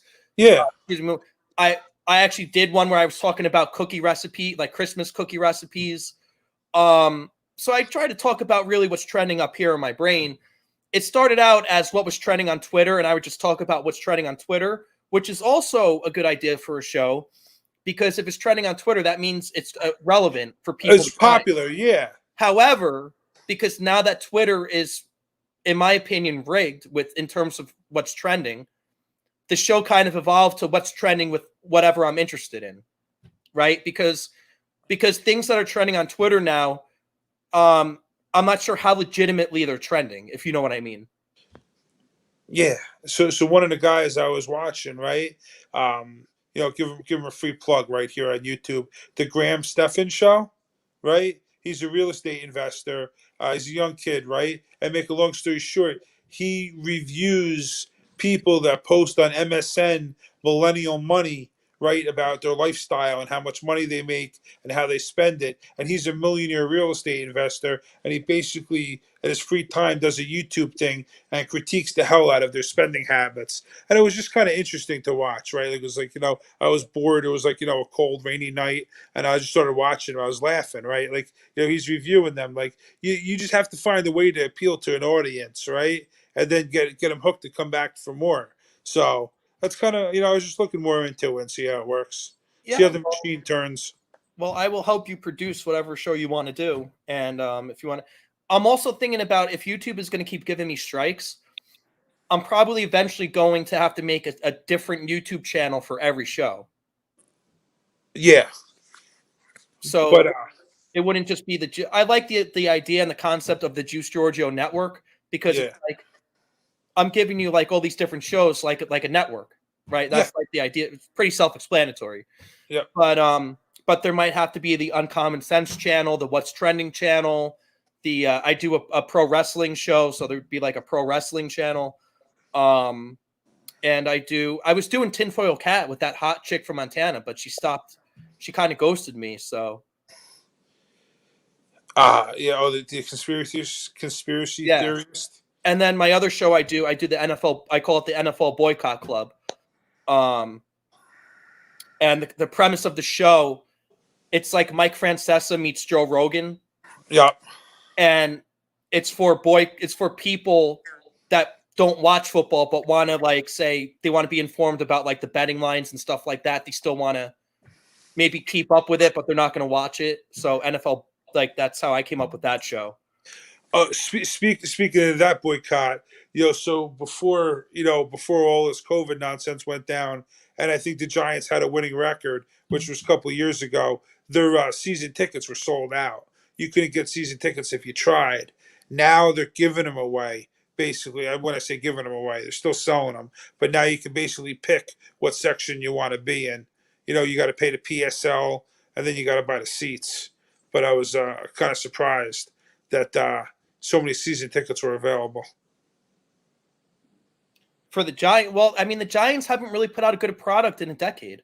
Right. So the Giants haven't put out a good product in the decade, but I think that many people now are boycotting the NFL because, listen, it should have been a political free platform, right? It's, it shouldn't have been, you go to work, you do your job, you play football, right? Yeah, you're a person, and yeah, you can voice your opinion, but it's when you gotta combine the two. I think it pissed off a lot of people.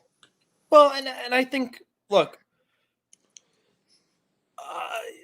kneeling for the anthem is super disrespectful. I don't care what you say you're doing it for. I don't care how you justify doing it. I think there's a place and a time if you have something to say. And I don't think that kneeling during the anthem is the time or the place for it. And again, a lot of people don't realize this. And I notice a lot of things that maybe a lot of other people don't notice when they're watching football or wrestling or whatever. I mean, to me, they kind of go hand in hand, football, wrestling, and comic books, which is why I'm into all three of those things. But they never, ever, ever used to cover the anthem until Kaepernick started kneeling. No, You know what I'm saying? No, The only anthem, time you would ever see the national anthem was the Super Bowl. That's yes, it. yeah, correct. Maybe the conference championship games also on the bowl championship games. Sunday. Yeah, the bowl games and the Super Bowl. That's it. Yeah. So this whole thing was such a fucking, just such an opportunity for them to garner attention, for better or worse. But again, I started doing this podcasting stuff knowing I was going to piss off half the population. The NFL has been around for 100 years, right? They're just going to start now pissing off half their fan base. Right, but think about this. Not only so, right, you're not making any money doing this, right? If you, or if you are, right, I know you're still in the negative, right? So the bottom line is that you're not you're gaining your fans, right? Now whoever stays with you is going to grow from here. But as you said, with the NFL, they were established forever. People were paying good money for it, and now all of a sudden you throw your views into it and piss off half your paying fan base, right? And then now, so you piss them off, and because you pissed them off, then you ended up causing the rest of your fans to get pissed off, because now you pissed off half your, you took football and threw politics into it. You threw life into it. Well, look at the NBA. I mean, their ratings are down. Their ratings are like, I think year over year, their ratings were down 60% or something like that last year. And I think they're down another 40% this year because they just can't stop talking about politics. Right. So again, your job's to play basketball. Play basketball. If after and the thing with the NFL too, the Black national anthem. I didn't know that every race in this country had their own national anthem. How is that not divisive by having a different national anthem? Right. So I would spin this, right? If you have the Black national anthem, right? So then all of a sudden, are you going to have the white national anthem and the Mexican national anthem, or the Latina national anthem, or the Arctic national anthem? Like, what is I don't understand it. The Scandinavian national anthem, but you're not in that country. What country is black? So I don't know. Yeah, it's just It's just they're digging their own fucking grave. I mean, yep.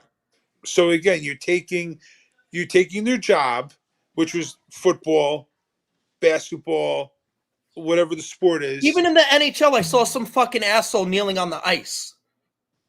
And the guy was Canadian, by the way. So double barrel, fuck you to that guy. Yeah. So what was he trying to? Was he? Did he happen to be like? He was like an African American Canadian or a white Canadian? Like, just a self-hating white person. So if he was, so then he's just a Canadian with mental illness that was kneeling. Like, kneel for your own fucking anthem, asshole. Yeah. I don't know. The most embarrassing thing I saw was a few years ago when you had that women's U.S. soccer team taking a knee in England. Of all countries, you're going to take a knee for your own anthem in England. Don't we have a little history with them? Yeah, I mean, I don't know. Something about some tea in the harbor. There's a whole bunch of stuff. But yeah, kneel for your fucking own anthem over there of all places. Yeah. I mean, talk about the one place where you should be, that could be considered treason, in my opinion. Yeah.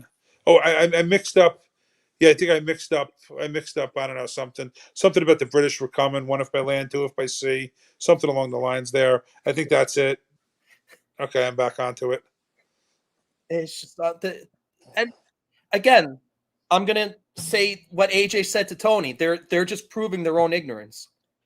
That's all it is proving their own ignorance. The best was the autonomous zone that they created around Seattle, where it's to keep the police out. And was it Portland or Seattle? One of those two sewers, right? They literally they had the autonomous zone to keep the police out, and then all of a sudden they couldn't understand all the murders and the crime that started happening. Well, hello, Yeah, the crime, I believe, skyrocketed. skyrocketed, and then people got murdered in there, and they didn't know what to do because the police weren't allowed Now in. remember, it was the summer of love. Yeah, but the best is it's the autonomous zone that police aren't allowed. But then what happens when the crime happens? Who they call? The police. And who came? The police. No, but let's defund the police. Yeah, defund them. That's right. Oh yeah, that's gonna solve things.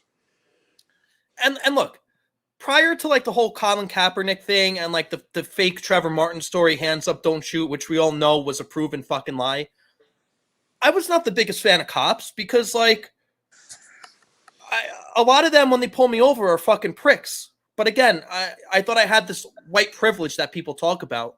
Yeah, listen. Would that be the same white privilege where when I apply to a job, my resume goes to the bottom of the pile because I'm white? Yeah, but supposedly your white privilege is the reason why you can get pulled over and drive away. That's supposed to be the reason why. I mean, it's not like I obey what the cops tell me to do or anything. Listen, the nerve of you to just actually shut the car off, put your hands up, and say, how can I help you, officer? Honestly, the last time I got pulled over, I blatantly went through a red light over here, and I pulled over, put the car. I didn't turn off the car. I put it in park. I had my registration, insurance, and license in my. I had both hands on the steering wheel, and I had all my shit out in my hand, and I was just waiting like this. And you know what the guy did? He fucking yelled at me and broke my balls, and then he just let me go. Right, but so last time I got pulled, I got pulled over a couple of times. He goes, do you know why I'm pulling you over? And I'm like, yes, sir. That was stupid, sir. Yes, sir. No, sir. That kind of thing. Yeah, I think they appreciate that. Right, but this the same story for me, right? So I was driving down a road right over in the town that you live in, right? Single lane road, and the car in front of me was going 10 miles an hour under the speed limit, and I was impatient, and I had to go somewhere, and I got annoyed, and I wasn't paying attention, and I passed the car, right? And the double yellow line, I passed them, okay, and then took off. Well, guess who was behind me, which I didn't realize. Right? It was a cop, right? So he immediately pulls me over, right? I get my license, registration, insurance. He walks up to the car. I'm like, listen, I'm sorry, I fucked up. I'm like, I said it just like that. I'm like, sorry, I guess I'm an idiot. I didn't see you behind me. The guy annoyed me, and that was it. And he looked at my license, checked it to make sure I wasn't make sure it was current or whatever, right? And then let me go. He's like, "You're an idiot. Leave." Like, you know what I mean? Like, but I guess so. That's our white privilege, right? That's happened more than once in different situations, so to speak. But my answer to that is there's a police officer training issue. Okay, it's no different than you go 2 weeks to school to be a realtor, pass a test that anybody can pass, and you get your real estate license. So what do you go to the police academy for? What is it? 14 weeks or something stupid like that, which is, not even 14 weeks. I don't know. How long is the police academy now? I wouldn't know, honestly. Yeah. It's some short amount of time. It's not overly long amount of training, right? You become a cop and you never have to go to training again. That's kind of what the problem is. There should be continuing education for them. They should have continuing safety seminars, training seminars. They shouldn't be overworked, right? They should work, their shift, and that's it, right? Have more police. Don't overwork your force. Pay them the correct amount. Don't make them do too much. Train them well, and then they're going to stop shooting everybody. Well, I mean, I agree to a certain extent, but I think the one thing I have to push back on you when you say, they need more training or whatever, I think that's fine. I think that's fair. But if you look at all these instances that have riled up BLM and Antifa and the left, the least common denominator that all these things have in common is that these people were not complying with the instructions the police were giving them. And in a lot of these cases where someone ends up dying, they were resisting fucking arrest. Right, but it's always the case. You got somebody who was okay. Let's just throw it, facts for facts. The George Floyd case, right? So he was committing a crime with counterfeit money. He was high on fentanyl, right, and whatever other drug, right, but definitely high on fentanyl, right. He was half overdosing, right. He was resisting arrest and all of that. He was hyperventilating, resisting arrest, the whole thing, right? So now you have an unskilled police officer. Now he could have been on the force. I don't know how long he was, but he could have been on the force a week or 20 years. I didn't care enough to follow, to look into his life story, but he didn't have enough training. So what did he do? He did what his force taught him to kneel on the neck of a person, right? Obviously, we see how it worked out where he killed George Floyd, and obviously now he's found guilty of it, right? Which personally, that's a real tough one because as much as I feel he was at fault for for killing George Floyd because he kneeled on his neck, I don't think he should be guilty and go to jail for the rest of his life. I think that there needs to be some job protection, but because there's no job protection now, because there's no more rights, the police officer, he's obviously going to jail forever. This is just a personal belief, right? And I think that less and less people are going to want to be cops. More and more cops are going to retire, and then they're going to have a bigger problem on their hands when they can't staff a police force. Yeah, well, it's like we were saying before, who the fuck is ever going to want to be a cop? Right. So who's ever going to want to be a cop? And now the extensive training that they should have, that if once that goes through, right? Because again, even if they require you to have a 4-year degree in criminal justice, okay, that doesn't teach you how to be a person, right? That you know how to act under those duress situations. Well, like And for example, NYC doesn't even require a college degree. right, As an right, example. right. But I mean, they should require a college degree. They should require 2 years of that being But in you know humanity. what, though, dude? Moving forward, they're only going to lower the bar because nobody's going to want to be a fucking cop. We're not just saying Right. that out of a figure of speech. It's the reality of the situation. Yeah, exactly. So they're gonna have to pay people literally, fresh out of high school, right? 200 grand a year just to put on a uniform and a badge. That's my point. Well, I know Livingston pays pretty well. I know. I was talking to a guy. He's making almost 6 figures, and he's in his second year. Yeah, so they're paying 100 grand a year for your second year. So just think about that. That's a 25-year job, right? So Livingstein, as some people call it. yeah, but again, they also do border one of the worst cities, or when I say border, right? They're 2 minutes away from one of the worst cities in the Country. state, in the country, right? You know what I mean? So, do you really want to deal with that every day? Now you're under the microscope. You have to wear a body cam. You can't fart. You know what I mean? Like, no matter what you do is going to be racist. No matter what color you Well, are. I mean, if you work in a town like Livingston or East Hanover, where, I mean, let's be honest, most of the police in those towns are most likely doing domestic stuff that you don't hear about, right? And probably just traffic shit. Right, but they pull. Okay, so you pull over. I actually heard from a couple of my cop buddies, a lot of what happens in like towns like nice towns is domestic stuff, and it never comes out because like it doesn't like make the papers or anything. You know what I mean? Oh yeah, but right, okay, but there's a domestic violence because this wife is beating their husband or whatever, vice versa, right? Now all of a sudden, now you bring into it the police officer shows up, okay, so he's a different race. or he's a different, he's from a different country, right? Originally. So now, now it's going to be whatever it is. No, I'm not listening to you. You know what I mean? You know what I mean? I don't agree with your race, right? They're turning into a race thing. That's what they're doing. And the police are just in such a shit situation that, they need so much more training, and they need so much help that I don't know how to fix it, right? Because it's the people don't respect police anymore, and they're not, and they can't, and they're not going to, and now they don't have any authority. It used to be the police had the authority figure. Now they lost that. It's yeah.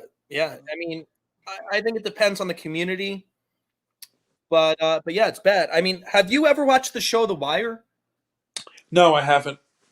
I'll tell you what. I'm on the last episode. It's only 5 seasons, but Okay.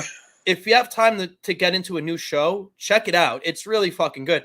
And I'm glad I watched it now because it came out, I think season 1 was like 2002, which was the year I graduated high school. So I had zero interest in the subject matter. But now fast forward to 2021, I'm super interested in the subject matter because it goes into politics. It goes into corruption with the teachers union, corruption within state, local, and federal police, and it's written by like a former like big swinging dick in the Baltimore system. So The Wire is often referred to as one of the most authentic TV shows ever made. It's almost like a documentary with actors. It's so authentic. No, I'm gonna have to take a look at it. I can tell you and it's entertaining. It's really good. It's really fucking good.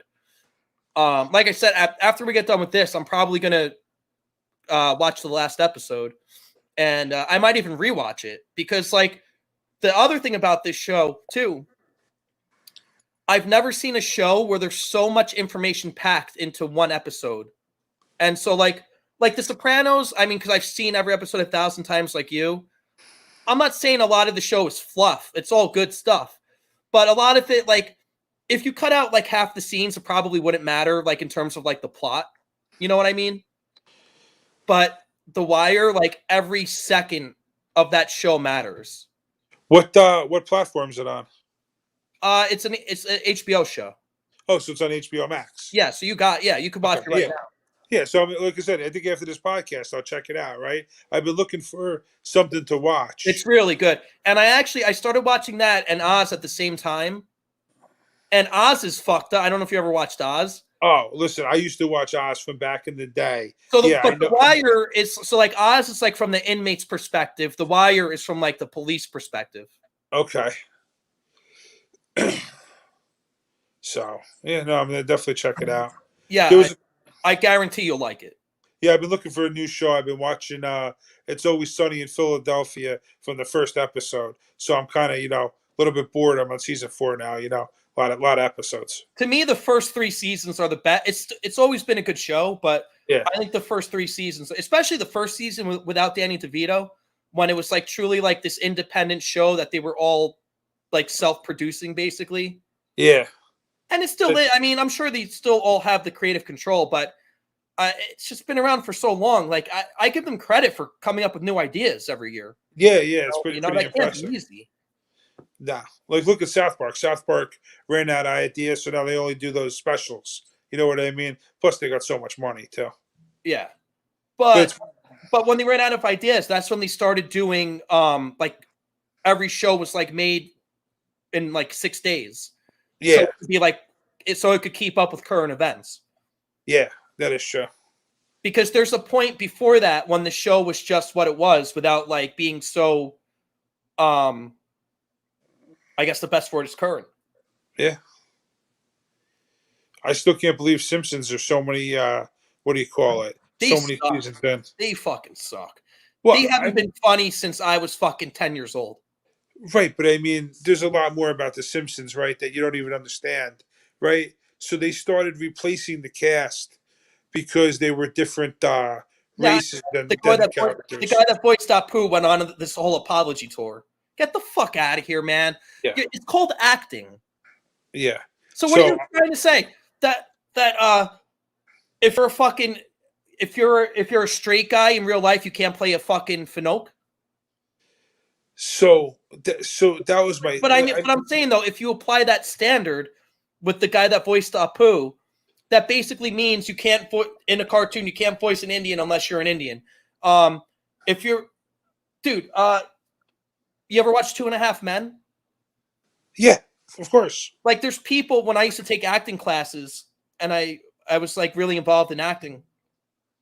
People used to be like, dude, is John Cryer gay in real life? Because he plays Alan so well. And like, you almost think he's half a fag on the show. And I'm like, nah, he's just a really good actor. But if you apply that fucking standard, then like you can't you know how like people like Mike Myers put on a fat suit to play Fat Bastard? Like, are you saying you can't play a fat person unless you're fat? Yeah, You know I mean, listen. Listen. So take a look at the movie Short Circuit, right? Right. The movie Short Circuit came out gazillion years ago. It was a hit, right? Everybody knows the saying, Johnny Five is alive, right? With the robot, right? But that guy that played the Persian or Indian actor, right? He wasn't. He's a white guy, right? And he dressed up and put on Indian face, I guess you want to call it, and played an Indian actor because at the time there weren't that many Indian actors. Right. There was Right. no Bollywood. Right. So now he's portraying it as, he was apologizing and everything else, but why? He was acting, he was putting on, he was becoming that person. That's the real true form of acting. Well, If you could transform yourself into somebody else, that's the true thing of being an actor, right? well, you know what this is? It's the left eating the left, because most actors we know are jerk off liberals. Yeah. So it's the left cannibalizing its own self. Its own self. So things like that, I don't know. If you also think about it, like look at Indiana Jones and how Harrison Ford, we portrayed like the Indians at the time, right? Like, was like, any of the movies, there was a stereotype for all the different, places that weren't us. And that's kind of what the problem is. I think that's what they were saying. So I don't know. It's out of control. It's out of control. That's all it is. It's just out of control. It's just, And then they wonder why these woke movies all fucking tank, because people don't want to fucking get lectured when they're trying to watch a movie. Yeah. That's true. That's why these fucking Disney Plus is fucking tanking. Those Marvel Universe shows on Disney Plus, the Falcon and the Winter Soldier and the other one, those shows are flopping, man, because they're just it's like woke garbage where they're fucking lecturing their viewers. Right. And look at it this way. So we were in a pandemic, okay? It was everything shut down in the beginning, right? All the states shut down, right? Nobody knew what was going on. So what did they do? They were all stuck home. They watched Netflix, Disney Plus, all that stuff. Everybody paid whatever it cost to be entertained at home, right? Now that everybody realizes that, between the vaccines, you already got COVID, right? Everything's opening back up, right? Nobody's home anymore, right? Everybody's out every day, and it's warm out, right? So every chance you get, you're outside. So now this is spilling over into everything. And Netflix's profits are down, right? Disney Plus is tanking. All of these streaming services that saw record profits only saw record profits because record number of people did something that they didn't, stayed home. Now that everybody's going back, right? You could see it. Cars weren't on the road. Now everybody's on the road. So things are all going back to normal. So that's going to cause the subscriptions to restabilize and get what you're supposed to get, not this overinflated number. Yeah. And it's a good thing here. At least movie theaters are back open. So yeah, I enjoy going to see a movie in the theater. Yeah. So hopefully the liberal douchebags will produce something that we actually want to see that won't be politically biased. And I mean, I'll tell you, I love Zack Snyder. I love his version of the Justice League that dropped on HBO Max. And I know he's a lefty, but he doesn't insert that into his movies, which is a good thing. He does a little bit, but it's so subtle. you don't even notice. And that Mortal Kombat movie that came out was actually pretty good too. And that movie was and Godzilla versus King Kong. You know what those movies have in common? No politics, no woke messaging, just fucking fun action. Godzilla versus King Kong was fun action, but it was just weird. Stupid. The plot was stupid, right? Yeah. You know, my favorite director of all time, well, two of them, right? My favorite actor is John Malkovich, and my favorite director, okay, is going to be Jerry Bruckheimer. He's done a lot of good work. Yeah, I mean, he's old, but I hope he makes something good. Like, you know, like another Bad Boys, you know what I mean? Like, that's played out, but like a new idea, right? Like something. Well, that's also like Michael Bay production, right? If you want to talk about played out, anything Michael Bay. Well, he's a tool. I don't like him. Did you like his Transformer movies? I mean, you know, politically, he pissed me off, so. I don't even. I mean, I'm sure he's a lefty. I don't really know. Yeah, like of epic proportions, so much that I won't even watch anything that's associated with him. Well, you got to assume that majority of these people are. Yeah. Oh, speaking of things tanking, last week the fucking the Oscars fucking tanked big time. Fucking. Why? Yeah, but why do you think? Why? Did you see the highlights, or should I call them lowlights? It was more fucking woke lecturing garbage. That's the problem. Why do you think they have no views? Because unless you're in the movement in the time for the 15 minutes, you blew your fan base. What did you do? You were supposed to stick to one thing. Now all of a sudden it's about politics. Do your job, go back to doing your job, leave politics, religion, and race out of it, and go back to work. They can't do it. They just can't do it. Right. So now you lost the people close to you and far from you. What did they say? I think Howard Stern said it best. The average Howard Stern fan listens for 30 minutes. The average Howard Stern hater listens for 2 hours and 30 minutes. Because they want to hear what he's going to say next. They want to hear what he has to say next. By the way, that's from about the 80s or so. That's right. Not reason Howard Stern. Well, no, but what I'm saying is the reason Howard Stern is just fucking garbage. Well, nobody's listened to Howard Stern since he left radio and went to XM the first Dude, time. I'll tell you, I got serious just for that. And I stopped listening to his show within like 4 months because it was so boring. So did all his viewers. To anybody that used to listen to, like, listen. It was like what made his show funny was like the loops he had to jump through to like get around the language and the vulgarity. And then it was like when he was just allowed to say anything, it became so much less funny.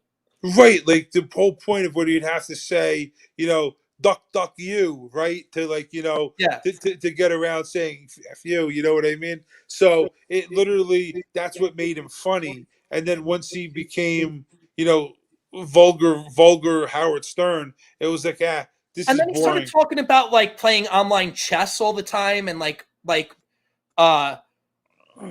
you know, like what he does with Beth, like walking in the park with Beth and stuff. It's like, I don't care. Like, just be entertaining. And so he lost his entertainment, right? And I mean, when I say he's dead, right? But at the time, that was what he said, right? So if you could but these people can't even capture, right, the Howard Stern hater, right, in their you know, their political thing. Like, they actually lost their fans and everybody else because nobody wants to deal with it anymore. Yeah, and then when he started getting political, I mean, he used to have Donald Trump on the show all the time. They used to be friends. Like, I don't know what he has against Trump. And the thing about Stern, too, he represented counterculture for such a long time. And when he started shitting on Trump, it was basically like he was turning his back on, like, his real fan base. Yeah, but he's done that. He's turned his back on his real fan base for years. But yeah, you're right. That's the nail in the coffin, right? Plus, he's older than dirt. He's washed up and needs to end it.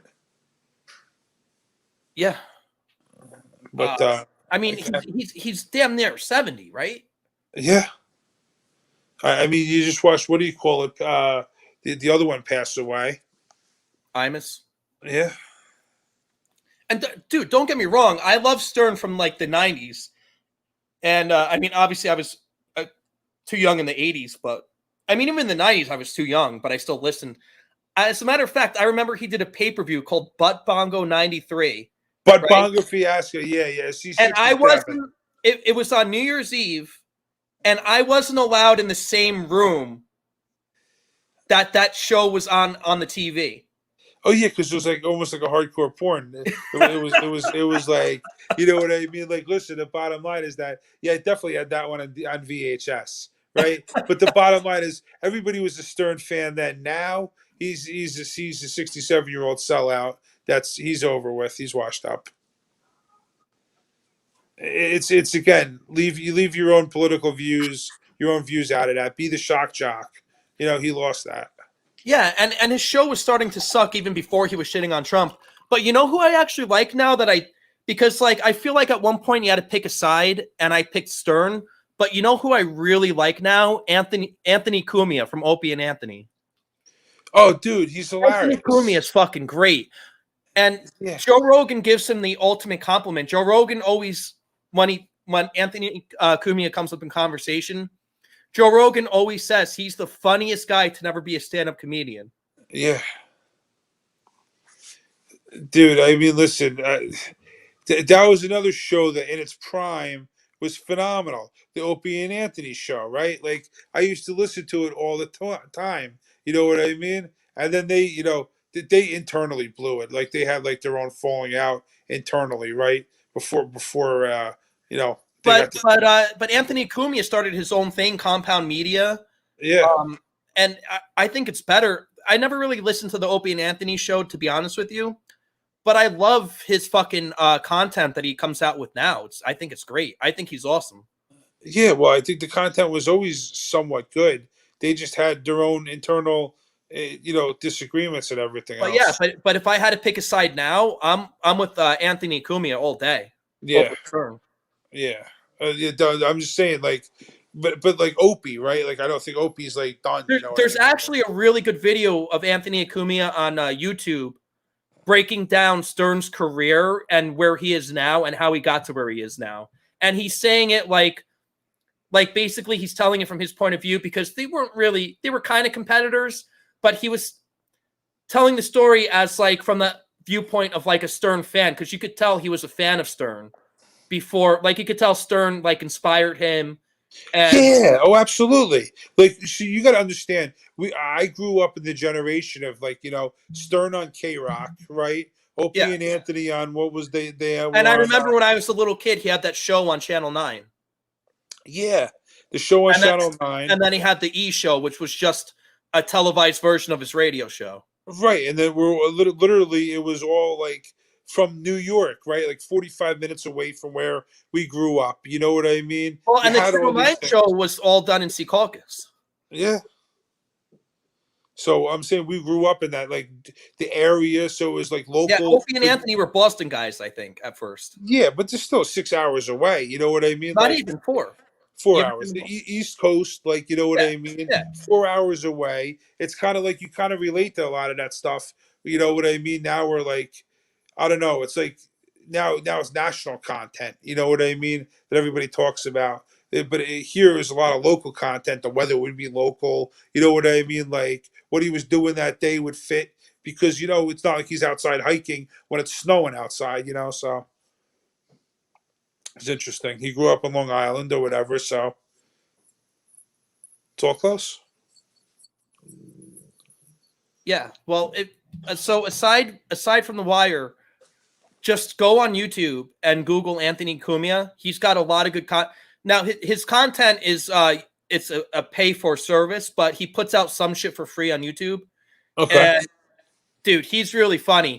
He had this one thing. He had me like legitimately laughing out loud. He was talking about like cliche, like not Michael Bay, but like remember the movie Face Off? Yeah, this is an awesome movie. He was breaking down Face Off and like how fucking stupid it is in hindsight. But like he wasn't like shitting on the movie, but he was just like breaking it down. It was just so funny when he brought up like when Nicolas Cage fucking has the coat on and the fucking doves come out of it and he's holding the two pistols. Yeah, it's absolutely it's like it's a terrible movie, but it's But it's an awesome fantastic. movie. It's fantastically terrible. Yeah. You know what another fantastically terrible movie is? Snake Eyes. Oh, I thought you were gonna say Snakes on a Plane. No, that's just a terrible movie. I But have had it with these motherfucking snakes. yeah, no, but Snake Eyes with Nicolas Cage. So he's been in a lot of terrible movies that are just classics. You ever watch Snake Eyes? No, I don't even know if I heard of it.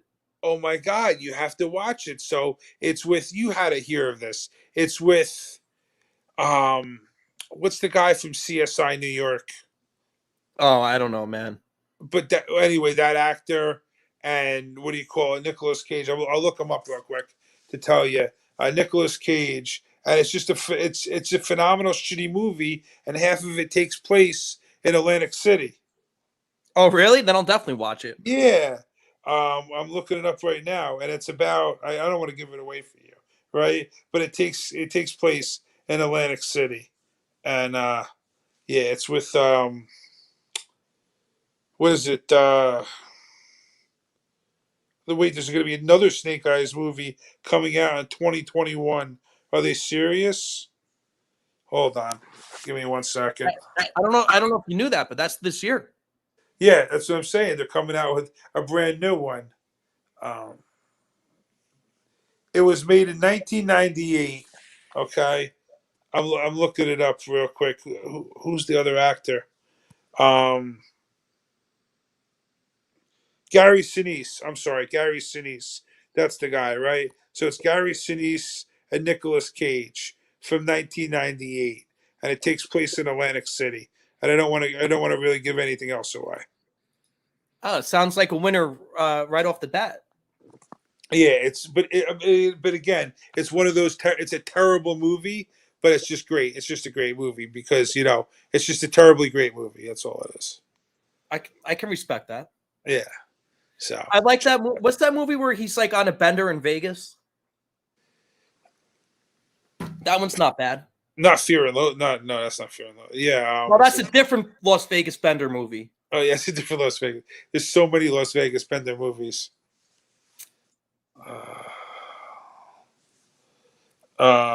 Let's look. I could look this up real quick, and then we could probably wrap it up, and we'll take care of that side thing. Yeah, we went for 2 hours tonight. Yeah. Well, I mean, we missed a couple of shows. Nicolas Cage, Vegas Bender. Let's take a look here. That would be funny if like a real life Vegas bender he was on comes up instead of. Leaving Las Vegas. There you go. There you Because go. I knew it was something. Fear and Loathing in Las Vegas, Leaving Las Vegas, something. So I missed another. I could use a good John Goodman movie. He's another good actor. Well, he's another fucking libtard. Yeah, but still, he's Actually, you want to see another fucking a good piece of content with speaking of John Goodman and HBO? Kenny Powers is in it from Eastbound and Down. It's called The Righteous Gemstones. Oh yeah, I saw that. Yeah, dude, I can't wait for season 2. That show, I watched the first episode and I watched the whole fucking season in one shot. Yeah, so I thought that show was fucking great. I don't. I don't know if what do you call it? I don't know if I've seen it recently, but yeah. So what do you call Well, it? it just hit. I guess season 2 got delayed because of COVID or whatever, but I guess season 1 was from 2 years ago. Okay. So, but I'm just saying, there's a lot of what do you call it? There's a lot of if you look, even though they're libtard actors, they got some what do you call it? Well, I They mean, got some yeah. good stuff. You know who's a good dude in real life? Kurt Russell. He's like just a common sense libertarian. He doesn't really like to talk about politics, but he's been on record saying actors should shut up about politics and just act. Well, that's the thing. Just do your job. That's my point. If you You just have did your one job. you go one job, do it. Whatever industry it is, do it. Don't bring race, religion, or politics into it, and you'll be fine. That's what they got to get back to. It's literally this cancel culture thing. Everybody's getting canceled. Yeah. Yeah. You know, I don't want to say COVID killed the Me Too movement and this movement, because that disappeared. You know, there was every actor getting brought up on molestation charges and sex charges, right, from their, you know, in Hollywood. That all disappeared. I haven't heard about any of them happening recently. Well, look, it's no secret that the priorities of the FBI have probably changed. I mean, even with Trump, even though he's still technically in charge of the FBI, or was when he was president, I mean, you still really can't dictate what they're doing, which is weird to me. Because I guess there's a lot of political bias in the FBI. I mean, look at what happened to me, right? I mean, obviously, somebody's boss's boss was a Democrat that had people knocking at my door. I'm not saying the guys that were here were Democrats. I don't know what the hell they were. Hopefully, they're politically neutral. Listen, I can tell you right now, you triggered the algorithm. However you did it, you triggered the algorithm. Well, good for me. I'm just saying. I guess that means I'm doing something right. Right, but you triggered the algorithm, and I could, you know, if you but all I'm saying is that whole directive of those guys knocking on doors obviously came down from, I don't know if it was their immediate boss or their boss's boss or whoever's boss's boss, but whoever came up with that directive was clearly a Democrat. Yes, oh, of course, clearly a Democrat. 100%. That's the only point. That's the only point I'm making. Oh yeah, but my point is, wait, I can tell you. You want to know why you got knocked on the door? I know how. Yeah, no, dude. No, that's not my point. My point is, if you're working in the FBI, you should be politically neutral. You have your own political views, but you leave that at home. When you go to work for the FBI, your work should not be politically biased. Right, that's correct. It shouldn't be, but that's what it is. But that's the world we live in right now. Right, but so I can tell you how I think it happened, right? So do you want to talk about it, or do you want to talk about it offline? I don't give a shit. Oh, well, if we make it part of the show, I think it happened to be because you were posting pictures of your DC trip while the Capitol riots were going on. You posted on social media your pictures of your DC trip that happened months ago. Right. So now they're in with big tech. They're scanning everybody's social platform, right? You're already probably flagged because your political affiliations and your shows, right? And then they flagged you because you had the pictures in DC, and then now they're accusing you of being at the Capitol riots. Right. So Yeah. that's how I think it went down. You agree with that?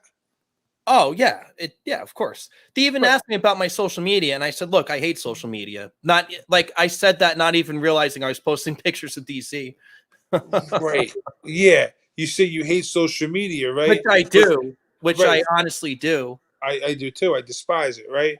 But follow that back into that big tech flagged you, right?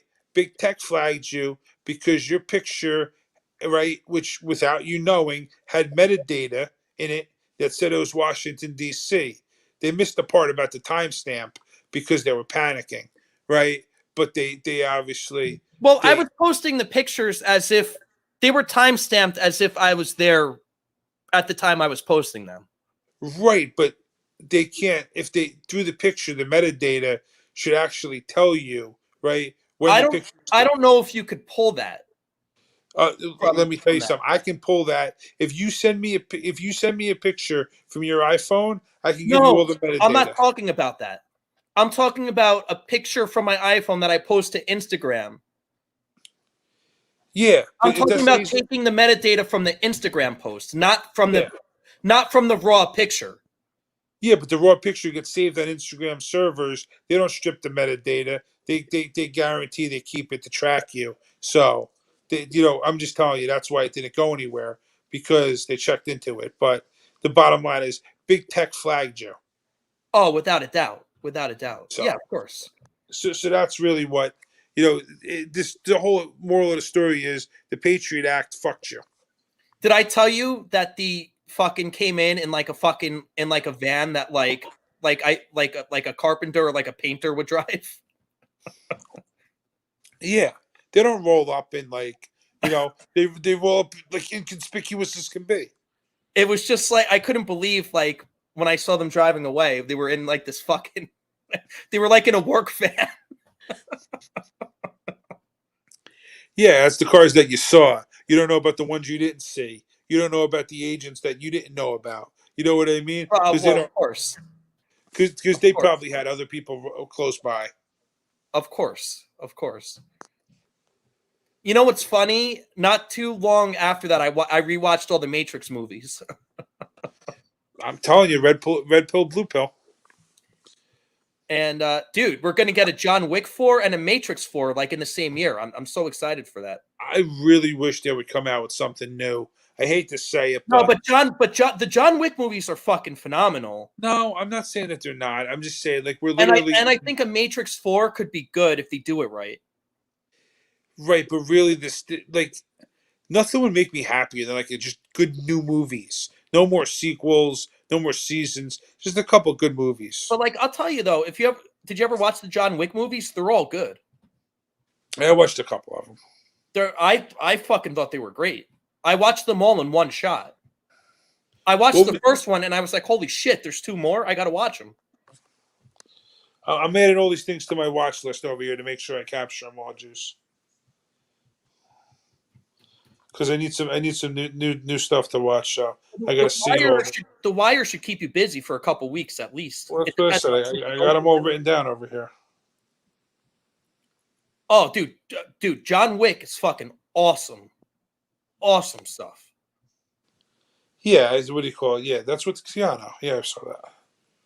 I don't know if I watched all of it, right? But I can say I got enough to keep me busy. So you want to wrap up the on air portion now? Yeah, we'll call it a day. Yep. All right, you Seds and Steven Maniacs. Peace the fuck out. And I had a new saying that I was signing off with. I used to say no glove, no love. I like to change it up. Let's see. Let's see if I can come up with one right now. I'm gonna put some pressure on myself.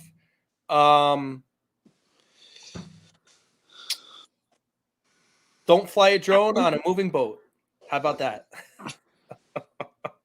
Don't fly a drone on a moving boat. Fair.